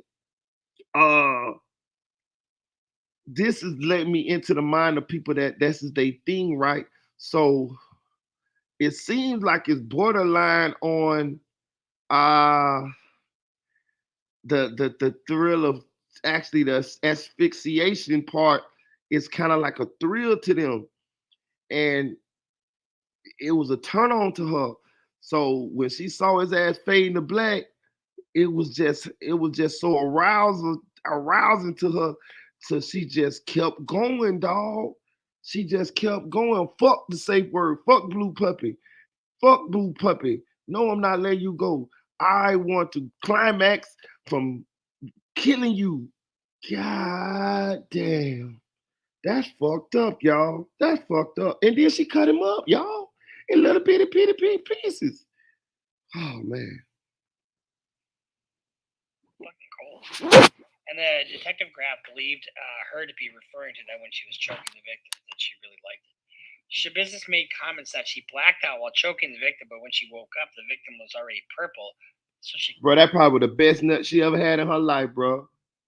I'm saying for her, because that's the type of shit that she was into, the BDSM shit. She told the police, yeah, and I liked it. That's fucking insane. Damn, boy, they ain't know what he was fucking with, boy. Done going. SchaBUISNESS stated that she enjoyed choking him. It made comments to the detective asking if they knew what it was like to love something so much that you kill it. Really? You heard what she said? She said, did you know what it feel to love something so much till you killed it? I bet she replayed that shit in her head, dog. I'm telling you, she's a psychopath. I bet you inside her jail cell, she be in that bitch DJing. Y'all know what DJing is. You know what I mean? You women, y'all know what DJing is. I bet she in that bitch DJing, thinking about that shit, that murder that she did to that man over and over again. Because it's probably, of course, she probably never killed nobody before, and especially never killed nobody like that in the midst of the greatest fantasy that she ever had in her life. She probably liked that shit, dog. I'm telling you, man. Hell no. She talking about Invisible Woman say, do meth do you like that? I think that it was the meth with the fetish. That's their fetish. That was her and him both had the same kind of fetish. And I think it just heightened it. You get what I'm saying? I'm telling you, she just, yeah. I'm telling you, she was riding the man, but at the same time choking him with that goddamn belt. I'm talking about, and she just seen the dominance. She just seen, him, the asphyxiation she seen, and it was just the nut, the act of what she was doing, the fetish, the meth, and it was just probably the best feeling she ever had in the world, dog. You could tell because she ain't got no remorse after she talking to the police. You could tell when she talking to the police, she reliving it. She said, "Yeah, I liked it." That was she told the police. Yeah, I liked it. Man, this bitch crazy. They gonna get this bitch from now on. She ain't gonna never ride near another one again. She gonna be riding there with that big Mexican bush named Greta. God damn it, she gonna be riding that guy. Greta got some. Oh, you know what? I don't even know if Greta can fuck with this bitch. Who? I'm telling you, this bitch might get Greta run for her money. This bitch might end up the leader of the I'm telling you, this bitch might take Carlita gang, boy. I'm telling you, shit. SchaBUISNESS stated that she was playing with the victim's body for like 2 to 3 hours, which included the things I mentioned before. So you're playing with that man's body 2 or 3 hours, sucking the man's penis while he was dead, sticking the dildo in his mouth, sticking the dildo in his butt. She did all that after he was dead. After he was dead. Like, she wasn't crying or panicking or nothing. She just continued to have sex with the man after he was dead. This bitch is crazy. Just about done here. How did she survive in normal society before this incident? She's only 25. Damn. She a freak, y'all. Super freak. The plan was for her to bring all the body parts with her, but she got lazy and only ended up bringing the leg or foot in the van, and she forgot the head. SchaBUISNESS, so this was not a pre-planned thing, as you can probably well imagine. Hey, Tanel. She said, I'm going to take my cold medicine and go back to sleep. My temperature too high to comprehend this right now. I'm telling you, this shit is fucking crazy. I'm telling you, man. Listen, I did some research on the Taylor Shebang case last night after we said that we was going to kind of see what's up with her case. And I was fucking floored. Like, oh my God. Like, I have never heard of no shit like this a day in my fucking life, especially not with the attitude of her. She don't give no fuck. She fighting a lawyer in court. She laughing when people give their testimony. She told the police everything. She didn't hide it. She ain't got no remorse. She said, yeah, I liked it. Man, this bitch is crazy. This made comments that she did not mean to kill the victim, but as she was choking him, she liked it, and she would keep doing it. SchaBUISNESS also made the comment that she was not prepared, as killing the victim was random. SchaBUISNESS. Yeah, get well, Tanel. I hope you get well. Get well soon. That she had the victim's body on the bed and in the basement. She was pulling him to the edge. Don't listen to this. As she was pulling the edge of the bed, and she put a black bucket underneath the victim's head as she was cutting the victim's head off. SchaBUISNESS also talked about using the bucket and toad to catch the victim's blood, and that she would use a shower in the basement to dump out the bucket. SchaBUISNESS was asked if she thought it was the right thing to do, and she said that she did it anyway, referring to killing him. And she's got charges of threats or battery to a judge, prosecutor, or law enforcement officer in the past. So, can you imagine having to represent somebody like this? You know, here's the thing. Our system of justice requires it. You know, it does require that everybody gets the same rights. Everybody gets a defense. And so one of the things you can, you know, the defense doesn't have any burden. It's all on the state to prove guilt beyond a reasonable doubt, right? So when you come to the beginning of the trial, after you've selected a jury, and try to find somebody who can be fair, give me a break, comes the time for opening statements. The prosecution goes first, and then the defense gives their opening statement. However, the defense can reserve opening statement and give it in their case in chief. In my experience, I've done this only a couple times. This is one of those times where I would reserve my closing argument and give it in my case in chief. So now we're going to watch this poor soul give this opening statement. And the title of this video is Taylor SchaBUISNESS, lawyer asks jury to keep an open mind while learning about this horrifying murder. Because one of the things that this is not going to be a trial about whether she did this or not. It's going to be a trial about her brain, about what she was thinking, about just about the thought behind it. So it's going to be a very technical legal argument. So when I started watching, we watched some of these clips from Law and Crime on the testimony in the Taylor SchaBUISNESS trial. I was noticing that her attorney was sitting beside her, and he was just basically asking the witnesses questions. He he wasn't trying to like defend her. He was just like, I damn near thought he was the prosecution. I promise you, it was like, and I understand why now. This guy probably is a public defender, and he can't come up with any reasonable defense for this lady. He can't. She told the police everything. Um, she's been acting out in court. She threatened the judge. She threatened the lawyer. She fought the lawyer in open fucking court. She fought him in court in front of everybody. I'm talking about they had to restrain her, everything. She swung on him, everything. She's laughing at the people who testifying.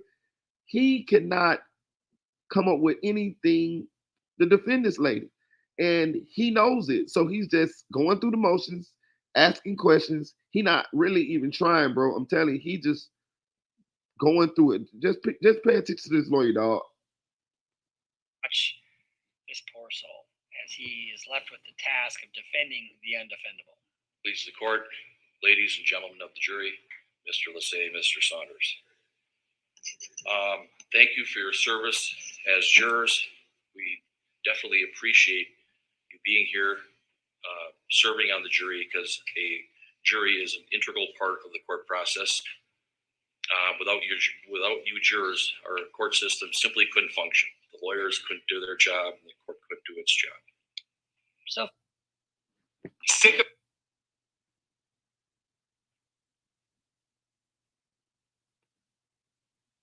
so far, so good, right? Some pretty standard stuff.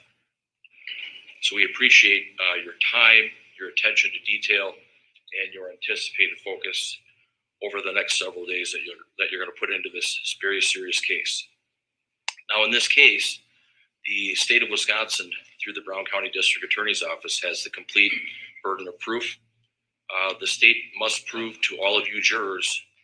This is stuff you could say at the beginning of any criminal case. So it's fairly generic, not tailored. Tanel say this big crazy there. Tanel, let me tell you something. This is the craziest female murderer I have ever seen. She got Eileen Wuornos beat, and I don't know Eileen Wuornos. She was the first female serial killer from here in Florida who was killing people that she was a prostitute and she was killing. She was actually put on death row. She's murdered. She was killed here in Florida on death row, but she was killing people. If you remember, Charlize Theron played her in the movie called Monster, and she got Eileen Wuornos beat. Eileen Wuornos just shot motherfuckers. This lady here is on. Now Eileen Wuornos killed more people. She's a serial killer. This lady's not a serial killer by definition, but the heinousness, the lack of empathy. This lady here is on another level, dog. I'm telling you, she's the worst I ever seen, personally. For this case specifically. Oh, wait. Beyond a reasonable doubt, each and every element of the crimes charged beyond a reasonable doubt. The United States Constitution presumes that every person who is accused of a crime is presumed to be innocent. And in this case, Taylor SchaBUISNESS is presumed to be innocent. Taylor what? She doesn't have to prove anything. The defense does not have to prove anything in this case. Why? Because the complete burden of proof rests with the district attorney's office, with the state of Wisconsin. They have to prove up all the facts. And in this case, you're going to hear a lot of different facts. You're going to hear a lot of different accounts from witnesses, citizen witnesses, detectives, police officers, experts, DNA analysts, medical examiners, all of that. You're going to have to take all of that information into consideration when you deliberate. But the entire burden rests with the state in this case. My client, Taylor Denise SchaBUISNESS, also has an absolute right to remain silent. Under the law, she has a right not to testify if she's... There's no way in hell you have your client testify in a case like this. So, a lot of times when I have a case, if my client's going to testify and I know he's going to testify, I'll offer that up. And generally, you're not even supposed to do that, but I do it because it's worked for me in the past. This is the first time I've seen somebody say that she's not going to testify and you can't hold against her, but that's the law. So chooses, and if she elects not to testify, you You cannot use that fact alone against her in this trial. She doesn't have to testify, but she may testify. In this particular case, ladies and gentlemen, Taylor Denise SchaBUISNESS was friends with Shad. They went to high school together. They went to school at Bayport, and they had classes together. They went shopping for kitchen supplies together. And they were, when they were younger, they dated for a short period of time. But basically, they were friends. He got angry one time and just lost his head. Salute Chevy from the Bronx. What's up, Kai Henry? Yo. Hey, look, bro. Y'all watch, just look at her demeanor, y'all. Look at her demeanor, bro. She don't give no fucks, bro. At one point, she gonna look like she gonna smile. Yeah, she gonna choke him out the court.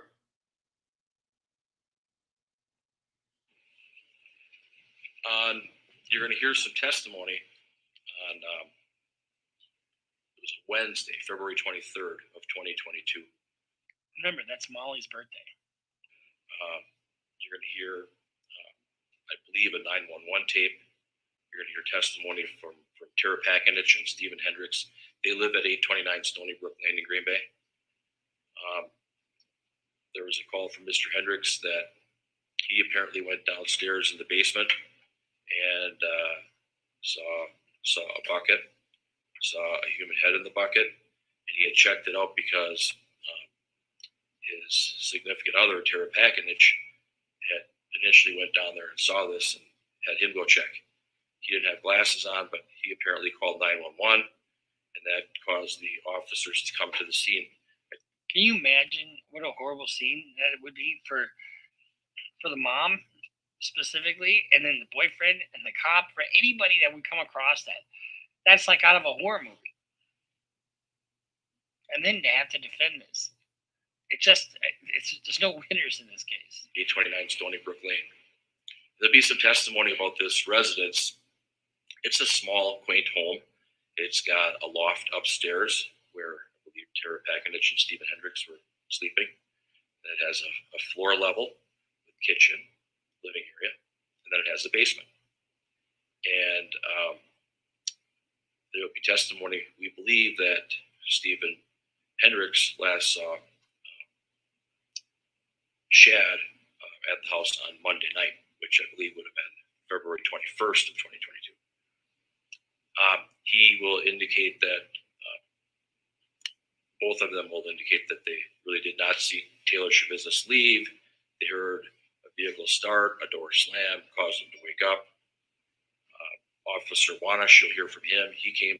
One of the things that, even despite her interview or anything, there's a doctrine in, a Latin phrase that you learn in law school called res ipsa loquitur. The thing speaks for itself. In this case, the dead, dismembered body of this young man kind of speaks for itself in a sense. It speaks volumes. The house and went down the basement to make some observations that the officers did a protective sweep. They walked around the basement and the entire house to see if there were any other people there on February 23rd, 2022. And the only people that were there were Tara Pakinich, the owner, Stephen Hendricks, and the daughter, Ava Wheelock. Those people were there. No Taylor SchaBUISNESS was there. She wasn't in the basement. Taylor who? SchaBUISNESS. But she wasn't in the basement. She wasn't anywhere in the house. But obviously there was some investigation, and evidence was apparently found. And it's true that law enforcement officers didn't have a clear picture, clear understanding of what was really happening or what happened. And so they're trying to figure things out. Well, they know some guy's head's in a bucket. I mean, this is just grim. But, one of the things, it sounds like he's just kind of really going through the complaint. You can have a homicide and have it not be questioned as to what happened, but just what does it legally mean?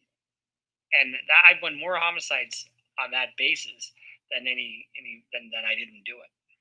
As they went along. There would be some testimony from other officers with regards to the other scene, which is 23. Siobhan, you say she pleaded insanity? Boy, I'm gonna tell you something, boy. If I'm on the jury, I'm getting her that shit right now. Yeah. She gonna win that. Pleading insanity? Oh yeah, she gonna win that shit. She need to. What the fuck up? That shit, that case closed. Pleading insanity? Yeah, she crazy than a motherfucker. She crazy. Hell yeah, she crazy. She got my vote. Hell yeah. Put it in the padded room. Yeah. Give her some Seroquel or some shit like that, or some, what they call it, Thorazine. Look, yes, she got my vote. I can tell from when she talked to the police, how she been acting in court. Yes, man, this lady's crazy, y'all. She crazy. How the fuck can you not give her insanity? Crazy the motherfucker. 53 Eastman Avenue in Green Bay. That, I submit, was Taylor SchaBUISNESS' apartment. And she lived there with Scott Thoms, Thoms. And law enforcement officers came over there, and my client came out of the apartment complex, and she was arrested. She had a warrant. She was taken into a squad car and taken down to the Green Bay Police Department for questioning by Detective Groff and Detective Kevin Kempf. Also, law enforcement arrested the other person in apartment one, that was Taylor's apartment, Scott Thoms, and he was ordered to lay on the ground, and he was taken into custody as well. Thank you, Tamara. Lots of different officers in this case, law enforcement officers. The officers found a gold Chrysler Town and Country minivan, I believe 2006, and they found it parked in the Eastman Avenue parking lot, and there were some concerns about it. Now, this vehicle is owned by Scott Thoms. And guess what was in there? His foot or leg. I believe that will come out that he was the one that owned that vehicle. But inside that vehicle, there was a crock pot box, and there were some human body parts in there. So, I mean, he really is just kind of going through the complaint. And I don't know how effective this is. I mean, Bro, can y'all imagine? They say in a crock pot box. I don't know what kind of crock pot she got, but a crock pot ain't that goddamn big. You know, I assume the box a little bigger than the pot. But I'm saying, they say it had a foot in there, a leg in there. This lady had to cut through bone, cartilage, and she only had like kitchen knives to do this shit with, right? Like, you know, I could see she had like a sawzall or a chainsaw or something like that. This lady did this shit with knives out the kitchen. Can you imagine cutting through bone? She cut his head off. You got a fucking spinal cord, spinal column. You got a spine. She had to cut through that bitch. Like, you ever cleaned a fish or something, or clean an animal or something like that? You got to break bones and shit to clean them. Can you imagine how hard it is to break a human's bones and shit? And she did this, a lady. She cut his foot off, legs off. She cut his organs out and put them in different little places. Cut his head off, cut his genitalia off. She was giving him oral when he was dead. She put a dildo in his mouth. She put a dildo in his butt. Bro, this lady is crazy. She queasy. Listen, we don't need no trial. I could have read the papers. Give this bitch a padded room, a mouthpiece, some medicine that make her slob all day, and be done with it. I mean, there's nothing he can say to take your eye off the elephant that's in the room, the dismembered body caused by this woman. I mean, it's no question about it. No way in hell I'm giving an opening statement in this case. I'm going to reserve it, and once, you know, there's a chunk of evidence in, you know, the state's case is in, then I'm going to say, now here's what you're going to hear. Because you get the opportunity to do this at the beginning of your case. And the only defense you have is really a mental health defense. You know, that she was not in her right state of mind when this happened. Or, you know, to argue a lesser included. A lesser included is like, you have murder 2 is a lesser included in murder 1. Depraved heart murder is, it's got different elements, but there you have lesser crimes that you could, because she's clearly guilty of something, but to try to get it off of murder one, anything less than murder one is a victory.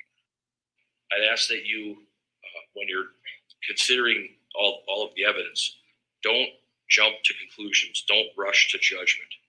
Please keep an open mind. Listen to all the facts. Listen to what every witness has to say carefully and weigh what they have to say. And remember, there's always two sides to every story. You jurors are going to have to decipher the facts of what may have occurred or what didn't occur. But at the end of the case, we ask that you find our client not guilty on all the counts. Thank you. What is the theory of the defense's case?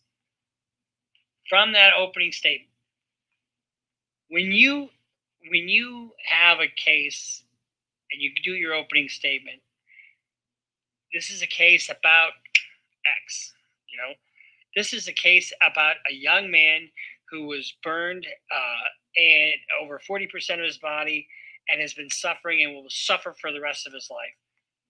You know what the case is about.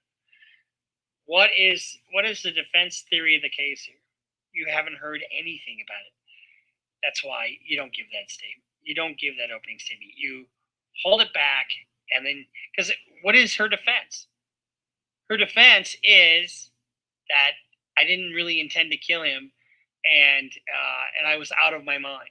So, and I went crazy. So it's really more of a mental case. You didn't hear any of that from the defense. All you heard was him just basically reiterate the complaint that I just read you, and he just says, you're gonna just keep an open mind. Keep an open mind, nothing to see here. Give me a fucking break. And I don't mean to impugn the character of this lawyer. He's got an unenviable job, but I wouldn't have given my opening statement then. I would have waited. You could do that, and then when you start your case, but maybe you don't have anything, and so why is she going to trial if she's so guilty? Because there's no offer on the table except for probably life without parole. I don't know. I don't remember if Wisconsin still has the death penalty. I think they might. So they're looking at life without parole here, not the death penalty. They haven't had the death penalty for over 150 years in Wisconsin. But what a woman! What a and this is all I can say is this has got to be fueled by drugs and or mental illness. But you didn't hear any of that coming from the defense, did you? You didn't hear, you're going to hear from Dr. So-and-so. You didn't hear, you're going to see that when all is said and done, that Miss SchaBUISNESS was not in her right state of mind. You didn't get any foreshadowing any of it. All you got was, there's a lot of really gross shit in this case, and it's going to point to my client, but you're going to have to analyze people's credibility and just keep an open mind. Could you keep it? I guarantee you that from those two opening statements, the prosecutor probably did a very similar opening statement, except for with just a little more invective. So this is our reaction to Taylor SchaBUISNESS and her trial that's going on right now. There's no question in my mind that she'll be found guilty of everything, and she'll get life without parole. I wish he would have a doctor or somebody to testify about her mental state.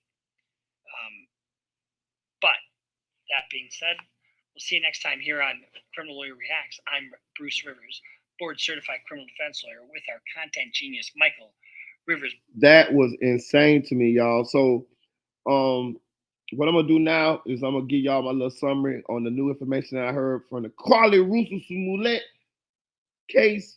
Listen, man. And then we're going to move on from now. Listen, man. Listen. So I have got it from a good source. Y'all. Listen to me now. Follow me now. Now follow me. Roll strong. Y'all ain't heard me bust that one out in a long time, did you? Y'all remember that follow me, roll strong. Follow me now. So they saying, check this shit out, y'all. They saying that Carlee Russo Smollett family threw her extravagant birthday party, y'all. They say they went to Atlanta. They say that thing was wall to wall. All the family members, they say it was family members that they ain't seen in 20 years came out the woodwork. They say the old drunk uncle that always liked dancing to Charlie Wilson, to my always be to my watch out now. They say, yeah, that old uncle came, you know what I'm saying? They say the old crackhead in the family, you know what I'm saying? They went to the Goodwill and bought them some clothes. Their clothes look like they don't really fit. You know what I'm saying? They all mishmashed. They got plaid with stripes. You know what I'm saying? They cleaned them up, got them edges and haircuts, and they came too. But they've been trying to break off from the party and go in the bathroom and smoke crack. You know what I'm saying? They say they came too. You know what I'm saying? They say the whole cousins that, you know what I'm saying, that have been hiding, you know what I'm saying? But ain't nobody seen them in a long time. They say everybody came, dog. They say everybody came. And then they say the next day they went back home and threw another party, y'all. They say the neighbors was standing on the motherfucking lawn madder than a some bitch. They was appalled. They could not believe that this lady done caused this much confusion in the community, done lied about being kidnapped, but she was really in the Red Roof Inn getting that box beat up by Jerome. You know what I'm saying? They cannot believe that the people would throw her a party, kind of like not letting her be held accountable for her actions. They say the neighbors was standing out in their yard with their Molotov cocktails, with their lighters, with their dollar worth of gas, and they're finna burn that bitch to the ground. But the police was in the neighborhood. They say even the police came to see this shit. They say the police came to look because they couldn't believe this shit either. Because here y'all are telling us that Carlee is distraught. She can't remember shit. She can't give us no statements and this and that there. But y'all in that motherfucker cha-cha sliding.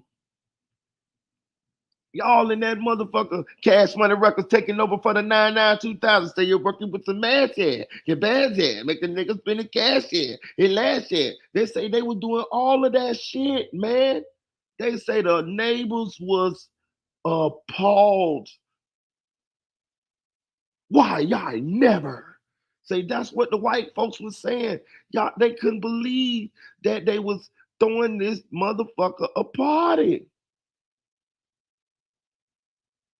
Bro, they say they had two parties, dog. One in Atlanta and one at the house, dog.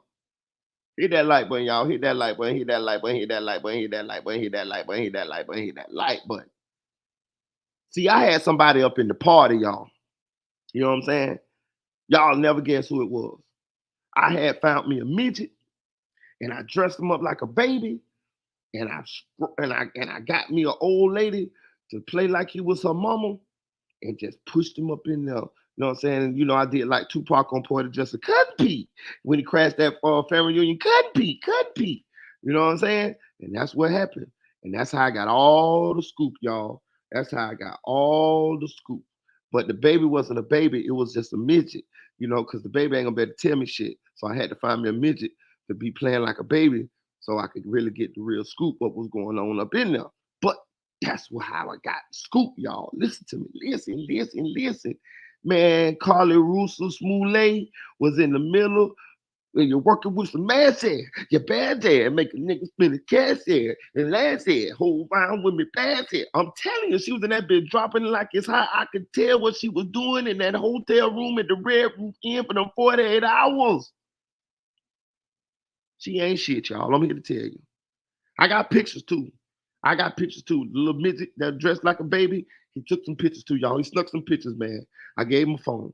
He took some pictures. So I'm going to get the pictures for y'all too, y'all. But listen, I'm telling y'all, I had an inside man, but it was a midget, but he looked like a baby. But they say she had a party, dog. 2 back to back.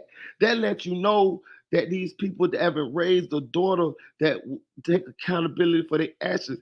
Because right after all this shit happened, they threw her a party. They ain't even let her sit and sit and understand what she did wrong, bro. You see what I told y'all? That I knew it. That's why I told y'all, if y'all have children, y'all got to teach them to have accountability for the action. Because if not, then this is what you raise. You raise fucking monsters. I can't wait till she get in that cell with Rita. Ooh, I can't wait to Rita motherfucking put that book 50 across her motherfucking line ass face. I can't wait. I can't motherfucking wait. I told y'all. I know this shit, dog. You see? You see? You see? You see? I knew it, bro. I knew it, bro. I knew what the fuck was going on, bro. She has never been held for accountability of her actions. She went her lying ass back home, and they just welcomed her ass back on in, and they spoiling her ass again. You see what I'm saying? She wants to be the center of attention. She wants to be, she's spoiled. They babying her, they sheltering her, they enabling her. Boy, from the motherfucking police, I want to break their ass, bro. I promise you. God damn it. Listen, I ain't gonna even say it like that. I ain't gonna say it, but I was finna show some shit that won't get me in trouble on YouTube. But I ain't gonna say it. I'm gonna keep my mouth shut on this one here. But let me tell you something. I'm gonna be quiet. Cause I want to tell a new asshole. Cause I was finna say some shit just then, y'all. But I'm gonna just say this, dog. I'm appalled. I am appalled. All these people that look for you and all these polices and police agencies that thought you really was kidnapped and all of this shit, and you wasn't, you lied, and then you go home and they throw you 2 parties, spend hundreds, probably thousands of dollars. You don't deserve that. But I tell you what, if the police not seen that money they were throwing, I would have been just okay. We finna break these bitches. We finna charge these bitches a cool million since y'all got money to be throwing on parties and shit. Yeah, We finna break you bitches. I would have been right there with the bill. Bitch, y'all listen. I'm mad now. I'm mad at the whole family now. At first, I wasn't mad at the family. I was just like, this some Carlee shit. But now, as I see what's really going on here and how they created this monster, and how they enabled this girl, and how they ain't taught this girl to have accountability for their actions, I want the judge in that county to give her the maximum.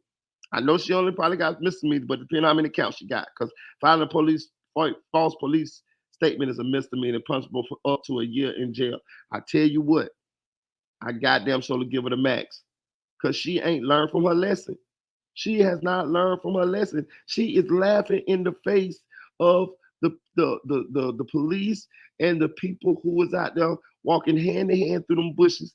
Goddamn, it got sticker burrs on their goddamn socks and on their pants legs, fucking chasing snakes off with sticks and shit. You know what I'm saying? To look for her black ass when she in the goddamn hotel room jumping on some dick.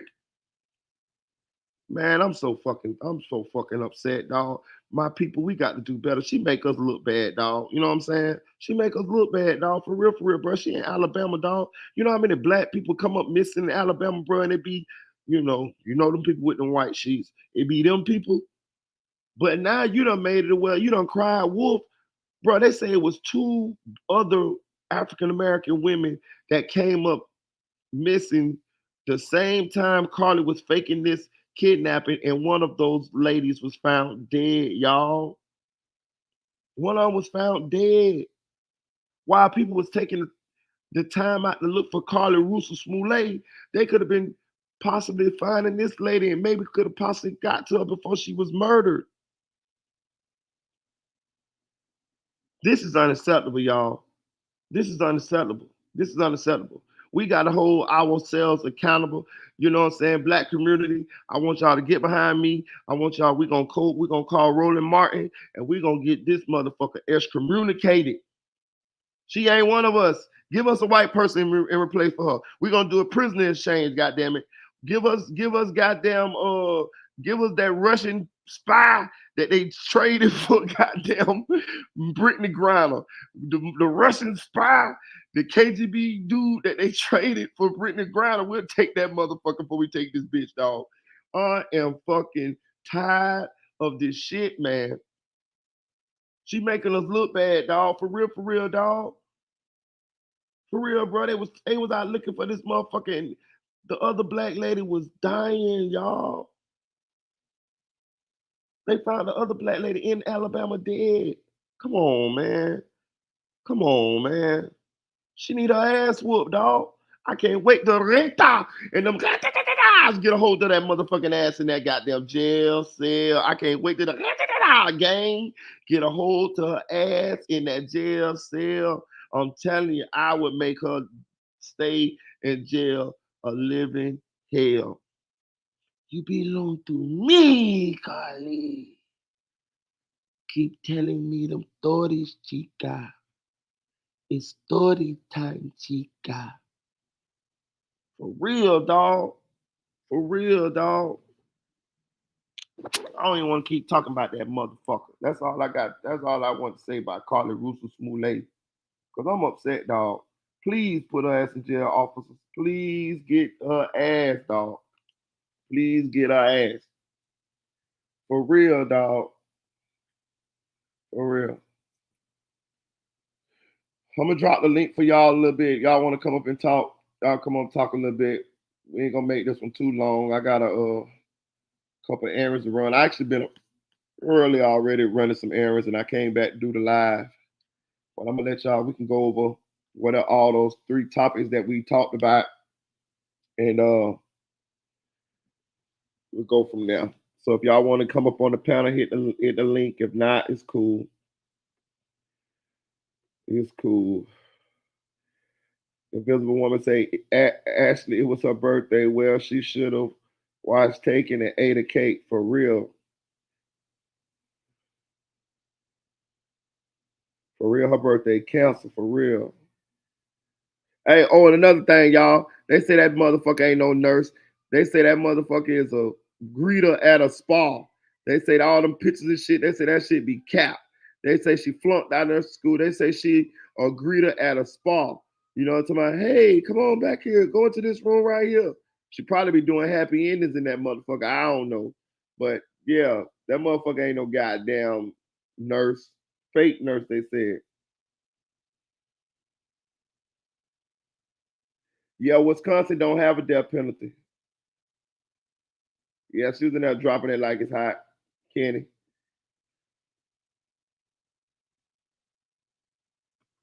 Yeah, she wouldn't have had no birthday fuck with me. I'm with you too, Ashley. I promise you she wouldn't. Shout out to FL, man. I appreciate the game. What's good, man? He say, salute Marita. Keep putting pressure on these niggas, man. You know what it is, FL, man. You know, I'm all, you know how it is. All gas, no brakes. If you ain't gonna be good, be safe. But at the same time, keep, hey, man, whenever you want to pull up, man, you know, you always welcome to pull up, man. You always welcome to pull up. Shit, you know how it is. We rocking with you. Over chill. Y'all salute my boy FL, man. Chevy say the picture's graphic. I bet they is. She rolled that man to death, bro. She killed that fucking man while getting him some pussy. Damn, boy, that's a hell of a way to go, dog. God damn. They say she choked blood out his ass. How do you strangulate somebody so hard that you choke blood out of them, bro? I wonder how big she is, cause damn, like, was he chained? Was he tied up or something? Because I'm just saying, I just can't see a woman choking me to death. Nah, I just can't see it. I can't see me being choked to death. I mean, I'm a big dude, so, but I just can't see a woman choking me to death, like all the way to death with a belt. Hell no. Not me. Man, I would have scratched that bitch eyes out. That bitch would have been blind fucking with. Man, I would have stuck my goddamn fingers in her eyeballs and tried to poke them motherfuckers through the back of her goddamn head. I don't know how the fuck he must have soft as fuck. Ain't no way in hell. Man, I would have grabbed that motherfucker. Man, I would have did all kind of shit. Man, I promise you, I would have had so much DNA under my goddamn fingernails. Man, shit. He must was a little dude. I'm telling you. Track did it. For real. Track did it. A Invisible Woman. Track did it. Track did it. For real. What's up? What's up? What's up, Adrian? What's up, boo? Yeah, Track did it. He called her and told her, look, the Melly trial going on. I need you to do it. Track did it. He did it. He got that. Man, what do you call? Ooh. Man, what do you call that? What I don't even know where to begin with that shit, man. We're talking about that woman that what's her name again? Yeah. What is her name? Her name is Taylor SchaBUISNESS. SchaBUISNESS. I mean SchaBUISNESS. I done gave the lady another name. That would have been a good one though. SchaBUISNESS. But yeah, she mentally ill. Yeah. They don't have they said they don't have a death penalty in Wisconsin. No, they don't. But they need to ship her to another.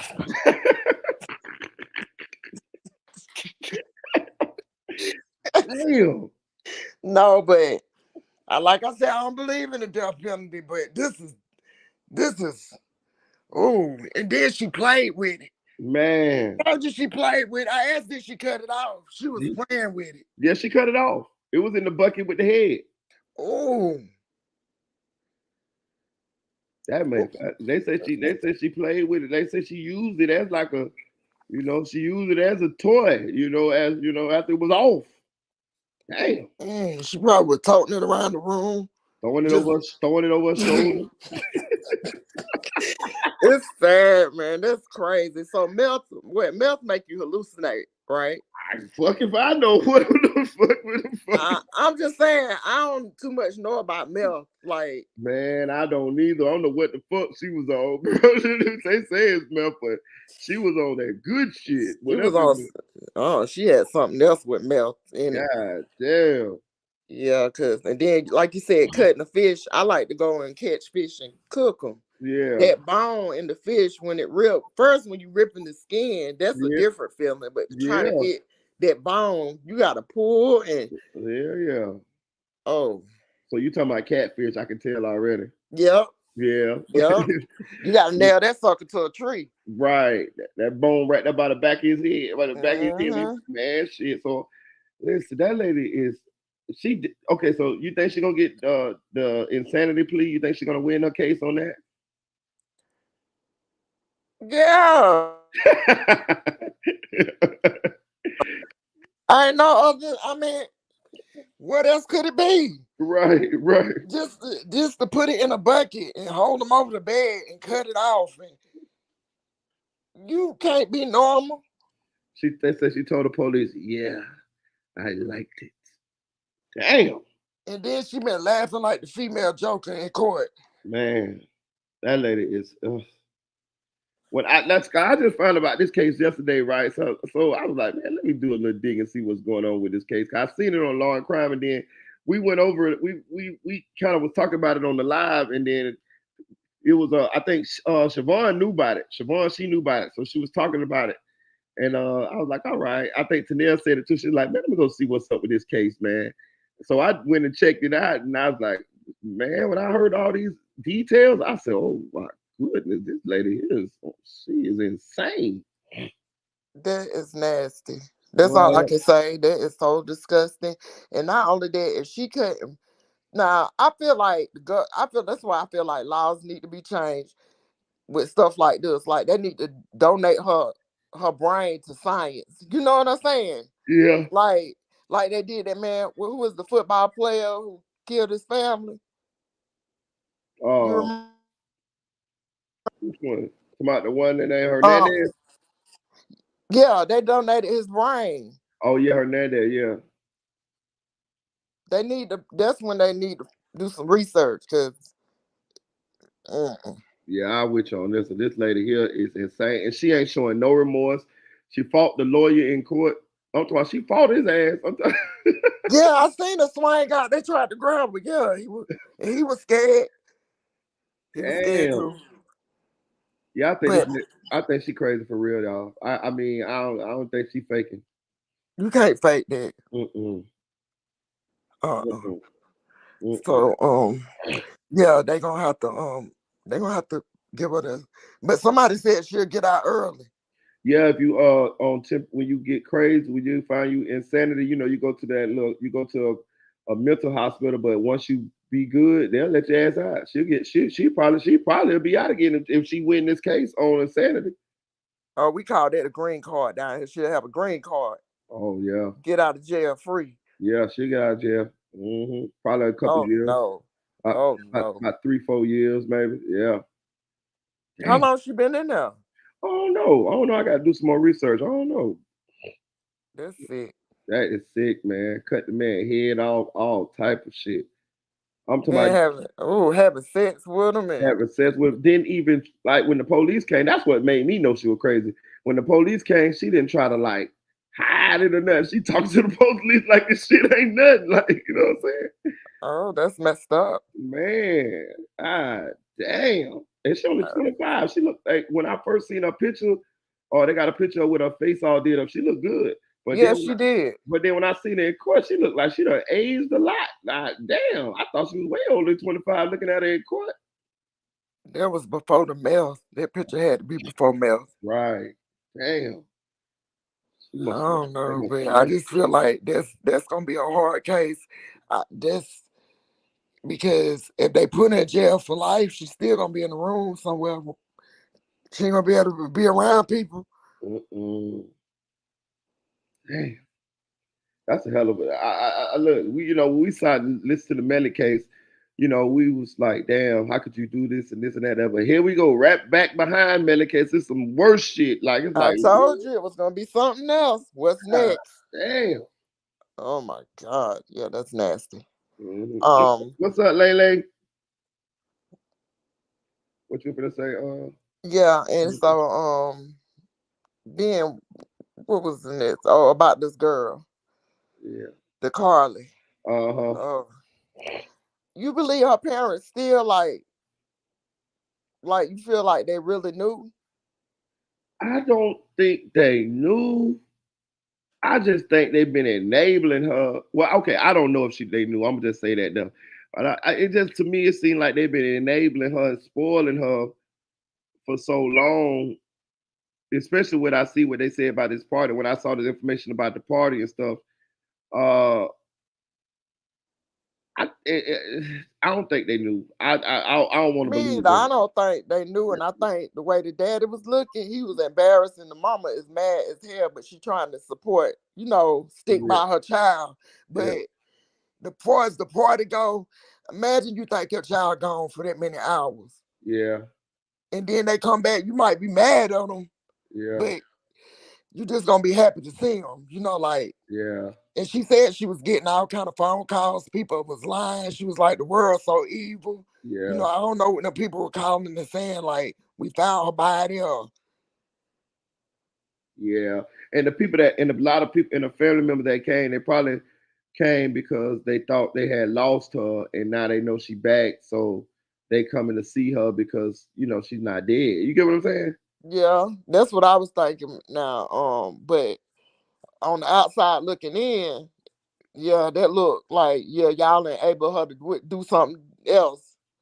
Yeah, But she not gonna get even the man, when he was doing the conference, he wasn't even he was mad, but they kept asking about, would she be charged and this and that and the third. He wasn't even really just like he said, we just glad she home. Like he went we not it'll be an investigation, but man, yeah, she make us look bad because there's people still missing to this day yeah, here. Like Alexis Ware, she from South Carolina. We still don't know where she at. They found wow, her car, the same thing with her phones and all that. damn, And damn. so How they long didn't she even been do missing? no search like that. How long she been missing? It's been about 2 years now. Two, three, Damn. yeah, going this 3 years. Oh man. Yeah.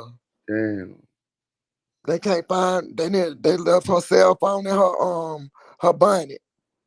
Damn. So I think she might have kind of seen that and did so. Because when I said the wig on the ground, right. somebody was fighting. You Oh, ain't just man. gonna take out my wig.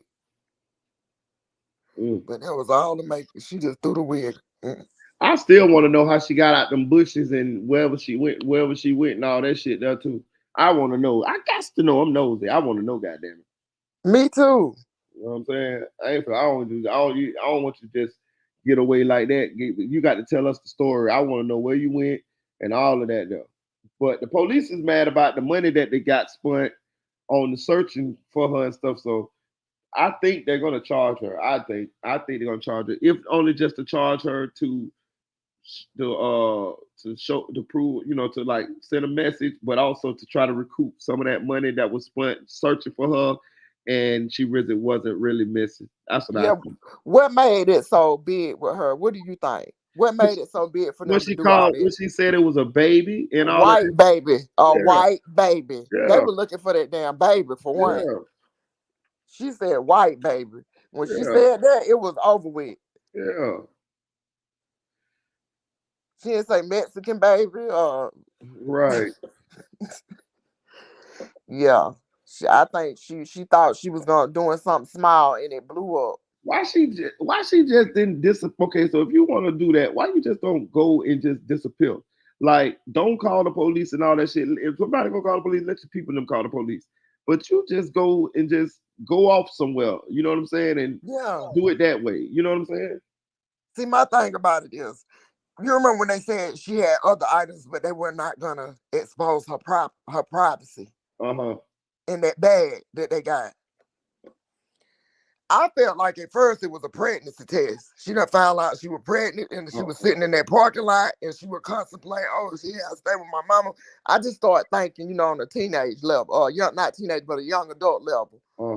You know what I'm saying? I felt like maybe she found out she was pregnant and she was just trying to run away from it. Like, or go get an abortion because she had $700 in her sock to another state. Then I seen where they looked at her search.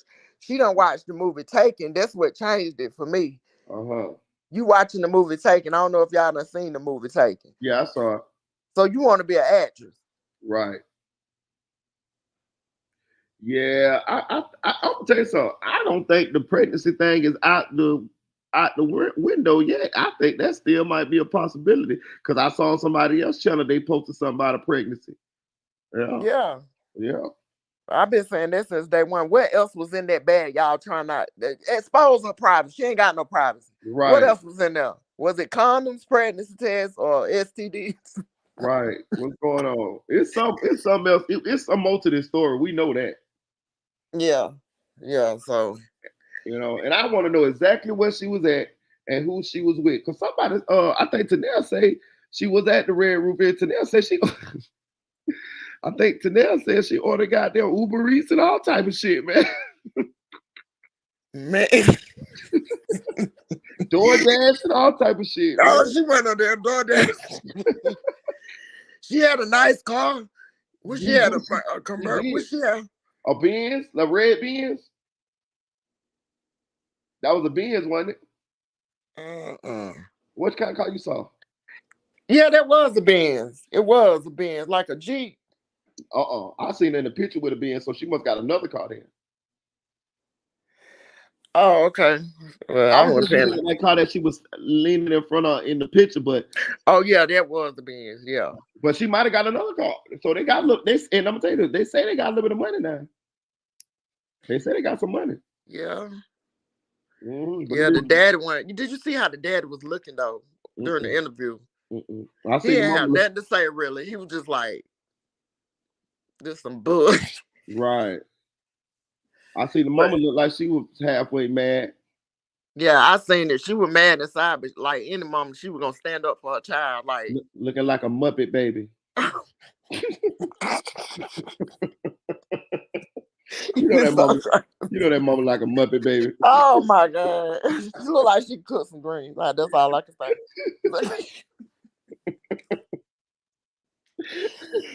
But I know she cussed her ass out. She looked like she cussed. Yeah, she looked like she cussed out and forgave about 24 hours later. Yeah, 24 hours out. You stupid. The daddy look like the one who probably been spoiling her though, don't he? Yeah, he do. The He mama just look like like, the mama look like the mama look like she might have popped upside her head one of them wooden spoons. Choked down on the couch. Right. She was choking her on the couch. Talking about she can't be talked to right now because she had to beat her ass. She had a black eye. I would have kicked that ass out though. I would give a fuck. I would have practiced me some tough love that goddamn day. You want to be you? You want to run away? Yeah, get the fuck on out. As soon as she came back in my house with that bullshit story, I would have kicked that ass right back out. That about an hour later, she would have exactly. Yeah. Imagine all the people that came to the house, the reporters, the camera people, everybody out there taking pictures. I mean, now you done got them disturbing. That's why I say when young adults do stuff, they don't think about how it affect the family. Mm-hmm. You got now I can't have no secrets because you done exposed yourself. Now they all in my business trying to find out who I am. Man. And not embarrass the whole family, everybody. The whole family. People talking about that ain't none of my cousins. Right. They say the boyfriend done broke up with her. I thought he was on there saying take it easy on her or something. Yeah, 24 hours later, his ass is out of there. They say he done broke up with her. Man. He tired of her lies or some shit. You know what I mean? He knew off top. Yeah, he knew. He knew. So like I said, pregnancy, that ain't out the window yet. It ain't been. And they come up and say they're not gonna put her in jail because she pregnant. Man, I put that right in jail. She'll have Tupac right in jail like a Phoenix Shakur, goddammit. Call the baby Tupac. She'll have a little Boosie Tupac. Oh, Lord. She had a little Boosie Tupac Rooster. Yeah, mama. Don't do it. She'll have little Boosie Tupac Rooster in the motherfucking penitentiary fucking with me. Has she ever been in any other trouble?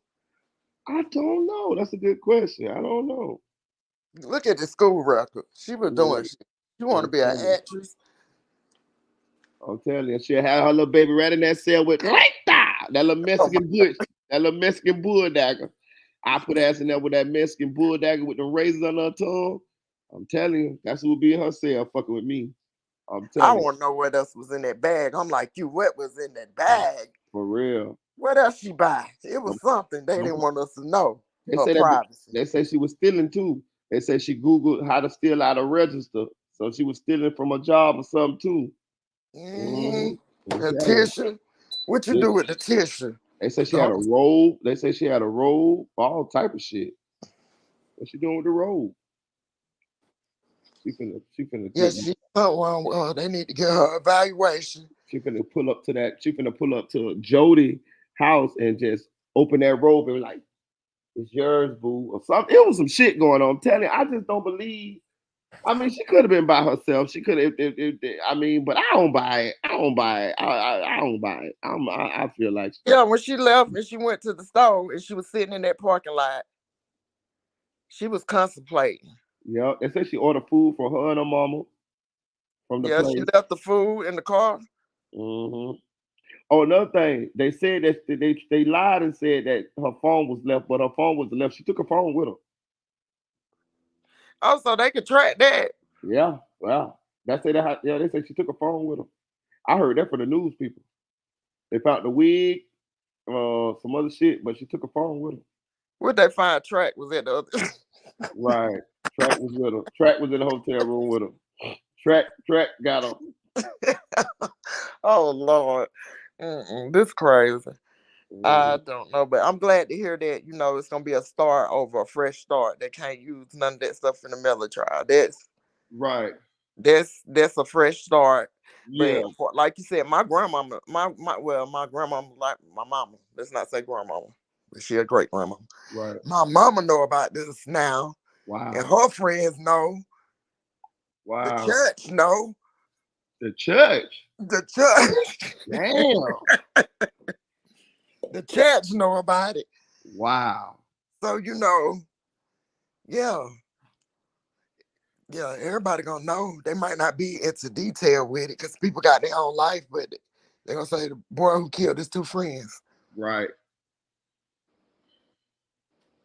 Yeah, state of Florida ain't letting them go just like that. They'll seem like, you know what I mean? Like that's just too. It's just too big of a stain on the whole situation if they just let a double murderer just go.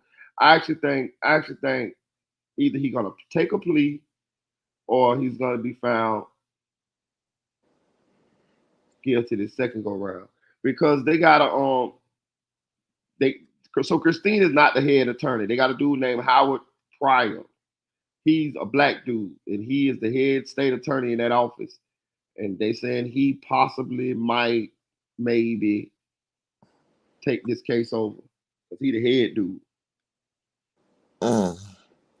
Yeah. Okay, well, it's another man. Mm-hmm. Which they should have got him in the first place. Right, They right. should. I wonder, do they test them? You know, like they do the witnesses. Do they talk to them? They need to be coached.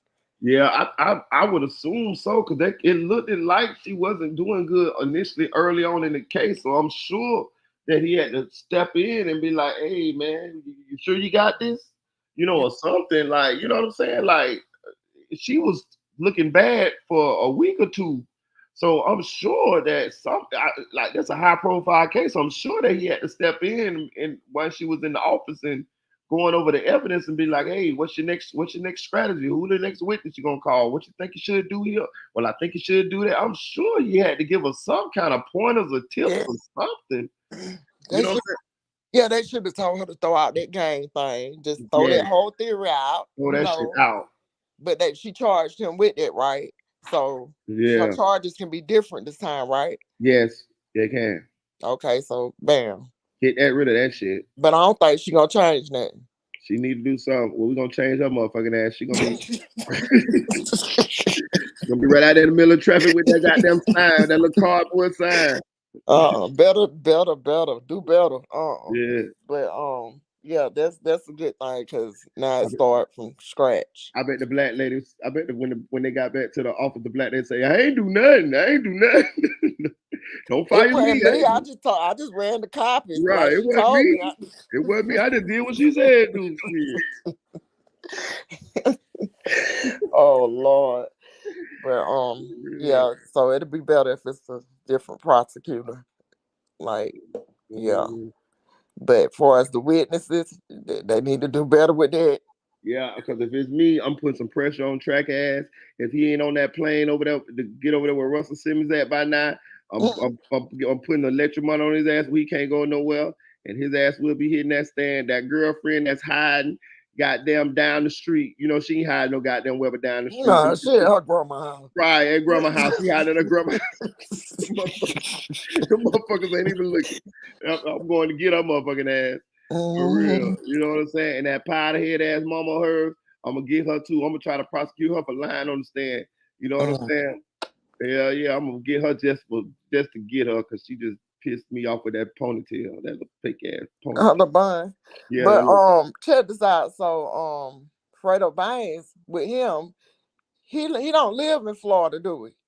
I think he. I'm not sure. He did at one point, but I don't know where he living. I think he moved back. I think at first he did live here and then he moved back to Louisiana. But I could be wrong though. So if you live in a whole nother state, can they do that? Can they come get you? Yeah. Florida will. Florida come get you for a goddamn parking ticket if you're in California. Florida don't Because some kind of way his lawyer did that. Yeah. Because they've been talking to his attorney, from my understanding. Yeah. Her name, I forgot what her name was. Yeah. The D something. Yeah, it's a lady. Yeah, they've been talking to him. But I would put pressure on him too, because see, that's another thing that I ain't really like. They dropped Melly dropped the location. They kept saying that Fredo Banks picked him up, but they kind of didn't like focus on it. Like I would have got like you were supposed to have Fredo phone audio if that's the case. Yeah, I didn't understand that either. Yeah, like it was a lot of shit that they didn't do, but I'm telling you something, they finna do some underhanded shit to get this boy this time. Trust me now. They finna break all kind of rules behind closed doors. The judge finna let everything in. That video with Melly Mama talking about, you got guns, I got big guns. I bet you all that shit be enough. They might let Murder on My Mind lyrics come up in that motherfucker this time. I'm telling you. Yeah, I was thinking about that song too. Have you heard the other one, Mind on My Murder? No. Yeah, it's a he don't remember it's Mind on My Murder. Uh-oh. My oldest son let me hear it. I said, oh, It's sort of like the first song. yeah, but it's reversed. Mm-mm. I mean, he should have kept that one instead. Right. It's reversed. You gotta pull that up. Yeah, I'm gonna I check was it out. like, ooh, I'm gonna check it out. I ain't listened to the Fredo Bang song yet either. I'm gonna listen to both of them. yeah. But Fredo Bang, Track, all of them people that they might possibly pull to that with stand. If they got a little bit of money, I think they need to go on over there where Russell Simmons at and be practicing yoga. God damn it, where the police can't come get you, because I believe them police is definitely going to put some pressure on their ass this go round. It's gonna be a So lot. you don't think Francois work with them now? I still on the fence with it. He probably do, because they damn sure seemed like they was trying to not to. Because it just seemed very obvious to me that they should have had him on the stand to at least corroborate that this was Melly's phone, and he gave them Melly's phone. But they went the long way around. They went to showing text messages and all this other shit when all they had to do was get tracked to say that this was Melly's phone. And how would you get him to do that? He the one who gave you the phone. He said this is Melly's phone. He's the manager. He got the phone from Melly or however, and he turned the phone in us. When they didn't do that, it made me kind of suspicious that maybe he is the police. Maybe. I'm still on the fence with it. Interviews. He doing all these interviews. How can you do all these interviews and not know nothing? Right. And never face no charges or nothing. And they was that's what I'm saying. That make me think that goddamn immigration shit. It made me think all that shit was like a front to cover up his cover. Yeah. I don't know. And then Jay Green did that video. I don't know if you seen it. He done dropped the video. And I didn't know Portland was his blood cousin. Yeah, they blood cousin Jay Green and Portland, yeah. Okay. And he was like, that Walmart situation was about something else, I guess, with the pendant or chain or whichever one it was. Uh-huh. He said, y'all know that was about something. He said, I don't know what y'all keep me out of it. I'm done. Y'all, my name coming up. He was mad about his name coming up with them lawyers. So he did that on live. I don't know Jay. I don't know him personally, but I know his daddy real well. I know his daddy. You know his daddy? Yeah, I know his daddy. Daddy growed up with us. He looked like a little girl to me, for real. His daddy, you should see his daddy, blacker than the motherfucker, look like a little burnt match. With the match be burnt. That would have been look like.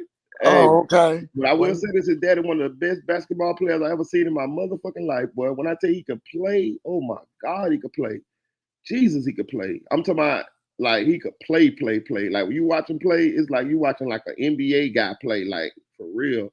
And he went to college and shit, but they got a little bit of money. Like we was poor, but Jay Green, them, they had money. You know what I'm saying? They had, they had money. Like people had some change. You know what I'm saying? So the little boy was spoiled. You know, his mama died though. His mama, I ain't know his mama, but they told me about his mama died and his daddy went to jail for a little bit. But he kind of was a privileged kid, put it that way. So you can kind of tell he kind of had. You feel what I'm saying? Oh, okay. Well, I'm glad he left. He was smart enough to get on through. But yeah, he basically said, whatever y'all got, keep doing what y'all doing. Right. So there's a video that can go up. Right. I'm gonna go check it out. So I just was like, man, people talking. It's weird. If it is another mistrial per se, what the judge gonna do then? Do another trial? It's up to them. I just seen this dude named AJ Armstrong. He on his third goddamn trial for killing.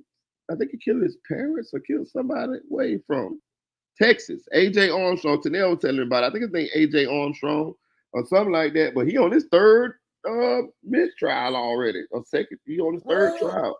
Yeah, so it's up to the state. I mean, what is it not to know if he killed him? No, I would check. I Googled to see about the Melly case to see where do they go from this first mistrial. That dude shit popped up in Google, and it said he on his third trial. AJ Armstrong, black dude, black boy too, young boy. Well, Well, I this think, I is, think, I he think, must got some money. I don't know. I think he do got a little bit of change, or his parents them has some change, but he on his third trial already, and the first two ended in mistrials. I think. Yeah, I think his name AJ Armstrong. Yeah, Appearance is everything in front of a jury. yeah, and let's be real, money helped Melly out with this situation because if he ain't had no money, his ass would have been cooked too. He got some good lawyers. Yeah. Yeah, But like I said, it was a dude in Atlanta. He just got out. He killed the uncle and the brother. He didn't say nothing the whole time. He didn't say nothing. Not even when they picked him up. So that was kind of crazy, but he got out. yeah, his name AJ Armstrong. Yeah, yeah, Texas. Uh huh. Now I just googled him. I just try to make sure that was his name. I think he killed his parents. His parents. Capital. Yeah, he got a capital murder case. How old is he? He look young. Oh, shit. He says on this AJ Armstrong third murder trial delayed until July 31st due to ongoing issues. Let's see. Yeah, he killed his parents. He was allegedly wearing that shirt that morning. He was arrested and charged with killing his parents, Dawn and Antonio Sr., in their Southwest Houston home. Antonio Armstrong was 16 years old at the time. Within the last few weeks, the T-shirt was retested at the crime lab after what appeared to be flakes of blood were discovered under an adhesive HPD visitor's badge that had been stuck to his shirt. Sources say the badge was believed to be put on Armstrong by someone else because he was handcuffed when he arrived in at the police headquarters for his interview with officers. It's unclear why, after nearly 7 years, this new potential evidence was just discovered. Both prosecutors and defense attorneys are not commenting on the case at this time. Judge Kelly Johnson has issued a gag order preventing them from discussing theories and opinions on evidence. At this point, there has been no decision on whether or not this new discovery will be allowed in trial. Judge will make a decision when the hearing opens. Yeah, so he killed his parents allegedly. Oh, so this look like some messed up detective work again. They Yeah, be messing it up. it looked like because they said they just found some evidence on him after goddamn 7 years. What they 7 years? Damn, you been damn. Oh, That's a long time. that's a long time. You done did half your, you done did most of your sentence. Damn, he was 16 at the time. I was thinking maybe they was gonna try, wait till he turned 18. Yeah, But that's weird. Yeah, that was some messed up. 10 years? Damn. So Melly been in there 5. So when they go back Friday, it's supposed to be Friday, right? Yeah, That they go day. back Friday. Okay, so when they go back, they gonna have what they say, 30 days, 90. 90 days Mm-hmm. to what, get their case together, or Yeah, to get that case together. so how Portland gonna go before him? Like, The one dude that we were listening to today, America's attorney, he said shit, they might have both of them trials going on at the same time. Or they may push Bortland's on back. Melly's on may get postponed too. It's up to his lawyers whether they gonna ask the judge for more time to prepare for the second trial, but the state has to be ready within 90 days. But oh, but Melly's lawyers can say, well, Your Honor, we need a little bit more time to get prepared, and then he probably will grant it for them, but he can't grant it for the state. The state got maximum of 90 days to be able to try him again, and that's because if people don't been through one trial, they don't want them to have to stretch it out again. Well, motherfucker, wait 2-3 more years and be in jail. You know what I'm saying? They be it's kind of like, hey, man, let's get rid. And plus, you should have a good amount of the evidence already. where Kanye West at? For real. If we did a song together, like, that's For the real. only thing to help him. Like, Kanye West no Trump them. Uh, No. Tanel say that case is crazy. That case is crazy. There's no one but AJ who could have done it. My cousin works as the bailiff in the courtroom. He's being tried in this time, according to her. AJ, oh, she did it. She did it. Okay, damn. But the evidence got to be right in the courtroom. Mm-hmm. So that's something else they done did. That's why I say the investigative work, you got to be on it. You got to be. Because these snake defense team, they'll go under, over. I'm learning a lot about how these cases go though. You know, watching them and stuff. Like I'm learning a lot. Yeah, me too. Because that woman, shebang. Shebang. She hell, boy. But yeah, I don't even see why this is a case. Like, Right, but right, she crazy. She probably say, take that shit to trial. Take that right. shit to trial. Right. Yeah. But you know, that's the system, the laws. Yeah. I'm gonna go in But this. yeah. I'm gonna go in this live, Adrian. Okay then. All Good right. talking with you. Yeah, good talking to you. I All right, appreciate you. Chad. I appreciate you. You have a good one. You too. Bye. Bye. Shout out to Adrian. Shout out to Invisible Woman. Shout out to Tanel. Shout out to Dream Dog. Shout out to Flyboy Michael Foe. Shout out to Nephew for real. Shout out to Unspoken Crime, Mr. Unspoken Crime Murder. My boy got 2 channels. Go subscribe to the channel. Shout out to Audio Crack 22. That's my guy. That's my guy. Shout out to Carell. That's my guy too, man. Appreciate you, Carell. Appreciate you, man. You already know what it is. Shout out to FL, man. Appreciate you sliding through, gang. Shout out to Pooh Black. Shout out to Trigger Man telling goddamn me. Shout out to Lil Kel's Truth Movement. Shout out to Silk Foster. Appreciate you, gang, for sliding through. Shout out to Still Ashley. Appreciate you. Shout out to Haley. Shout out to Nikki Baby. Keep your foot on their neck, Nikki Baby. Shout out to Kamal Kimball. Shout out to One Phase 11. I mean 11. God damn, I can't see much. God damn, I getting blurry. Shout out to 11 Phase 11. I think that's what it is. Shout out to Lele. Hey Lele, you my friend on Instagram, Lele? You my friend, girl? Shout out to Lele. Shout out to Tracy Martin. Shout out to Jern. Shout out to KL1K. Appreciate you, G. Who else? Who else? Who else? Who else? Shout out to Presto Kenny. That's on team right there. Appreciate you, gang. Who else? Shout out to Chevy from the Bronx. Siobhan. Appreciate you. Shout out to Mary Jackson, aka Peanut. I hope you get well soon, Peanut. Hope you get well soon too, Tanel. Shout out to Kai Henry. Appreciate you for swinging through, G. It's better on this side. The west side is the best side.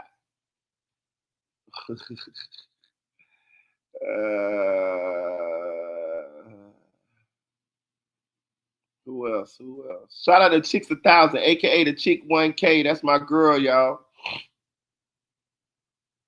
Who else? Who else? Who else? Who else? Shout out to Disciple of God. Shout out Jason, follower of Christ. Shout out to SLK. Appreciate you, gang.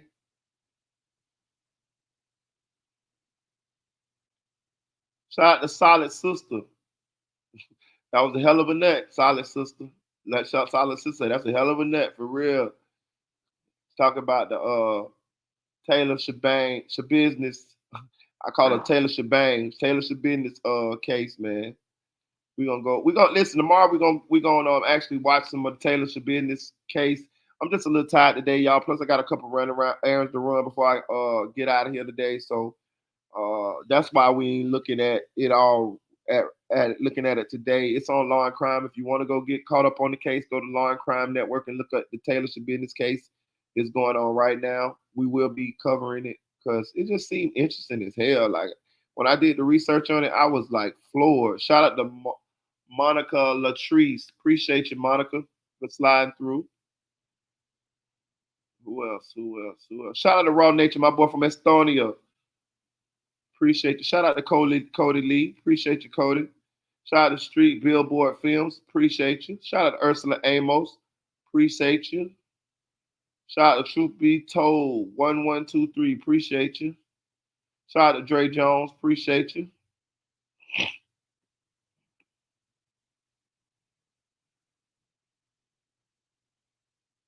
All right, you guys.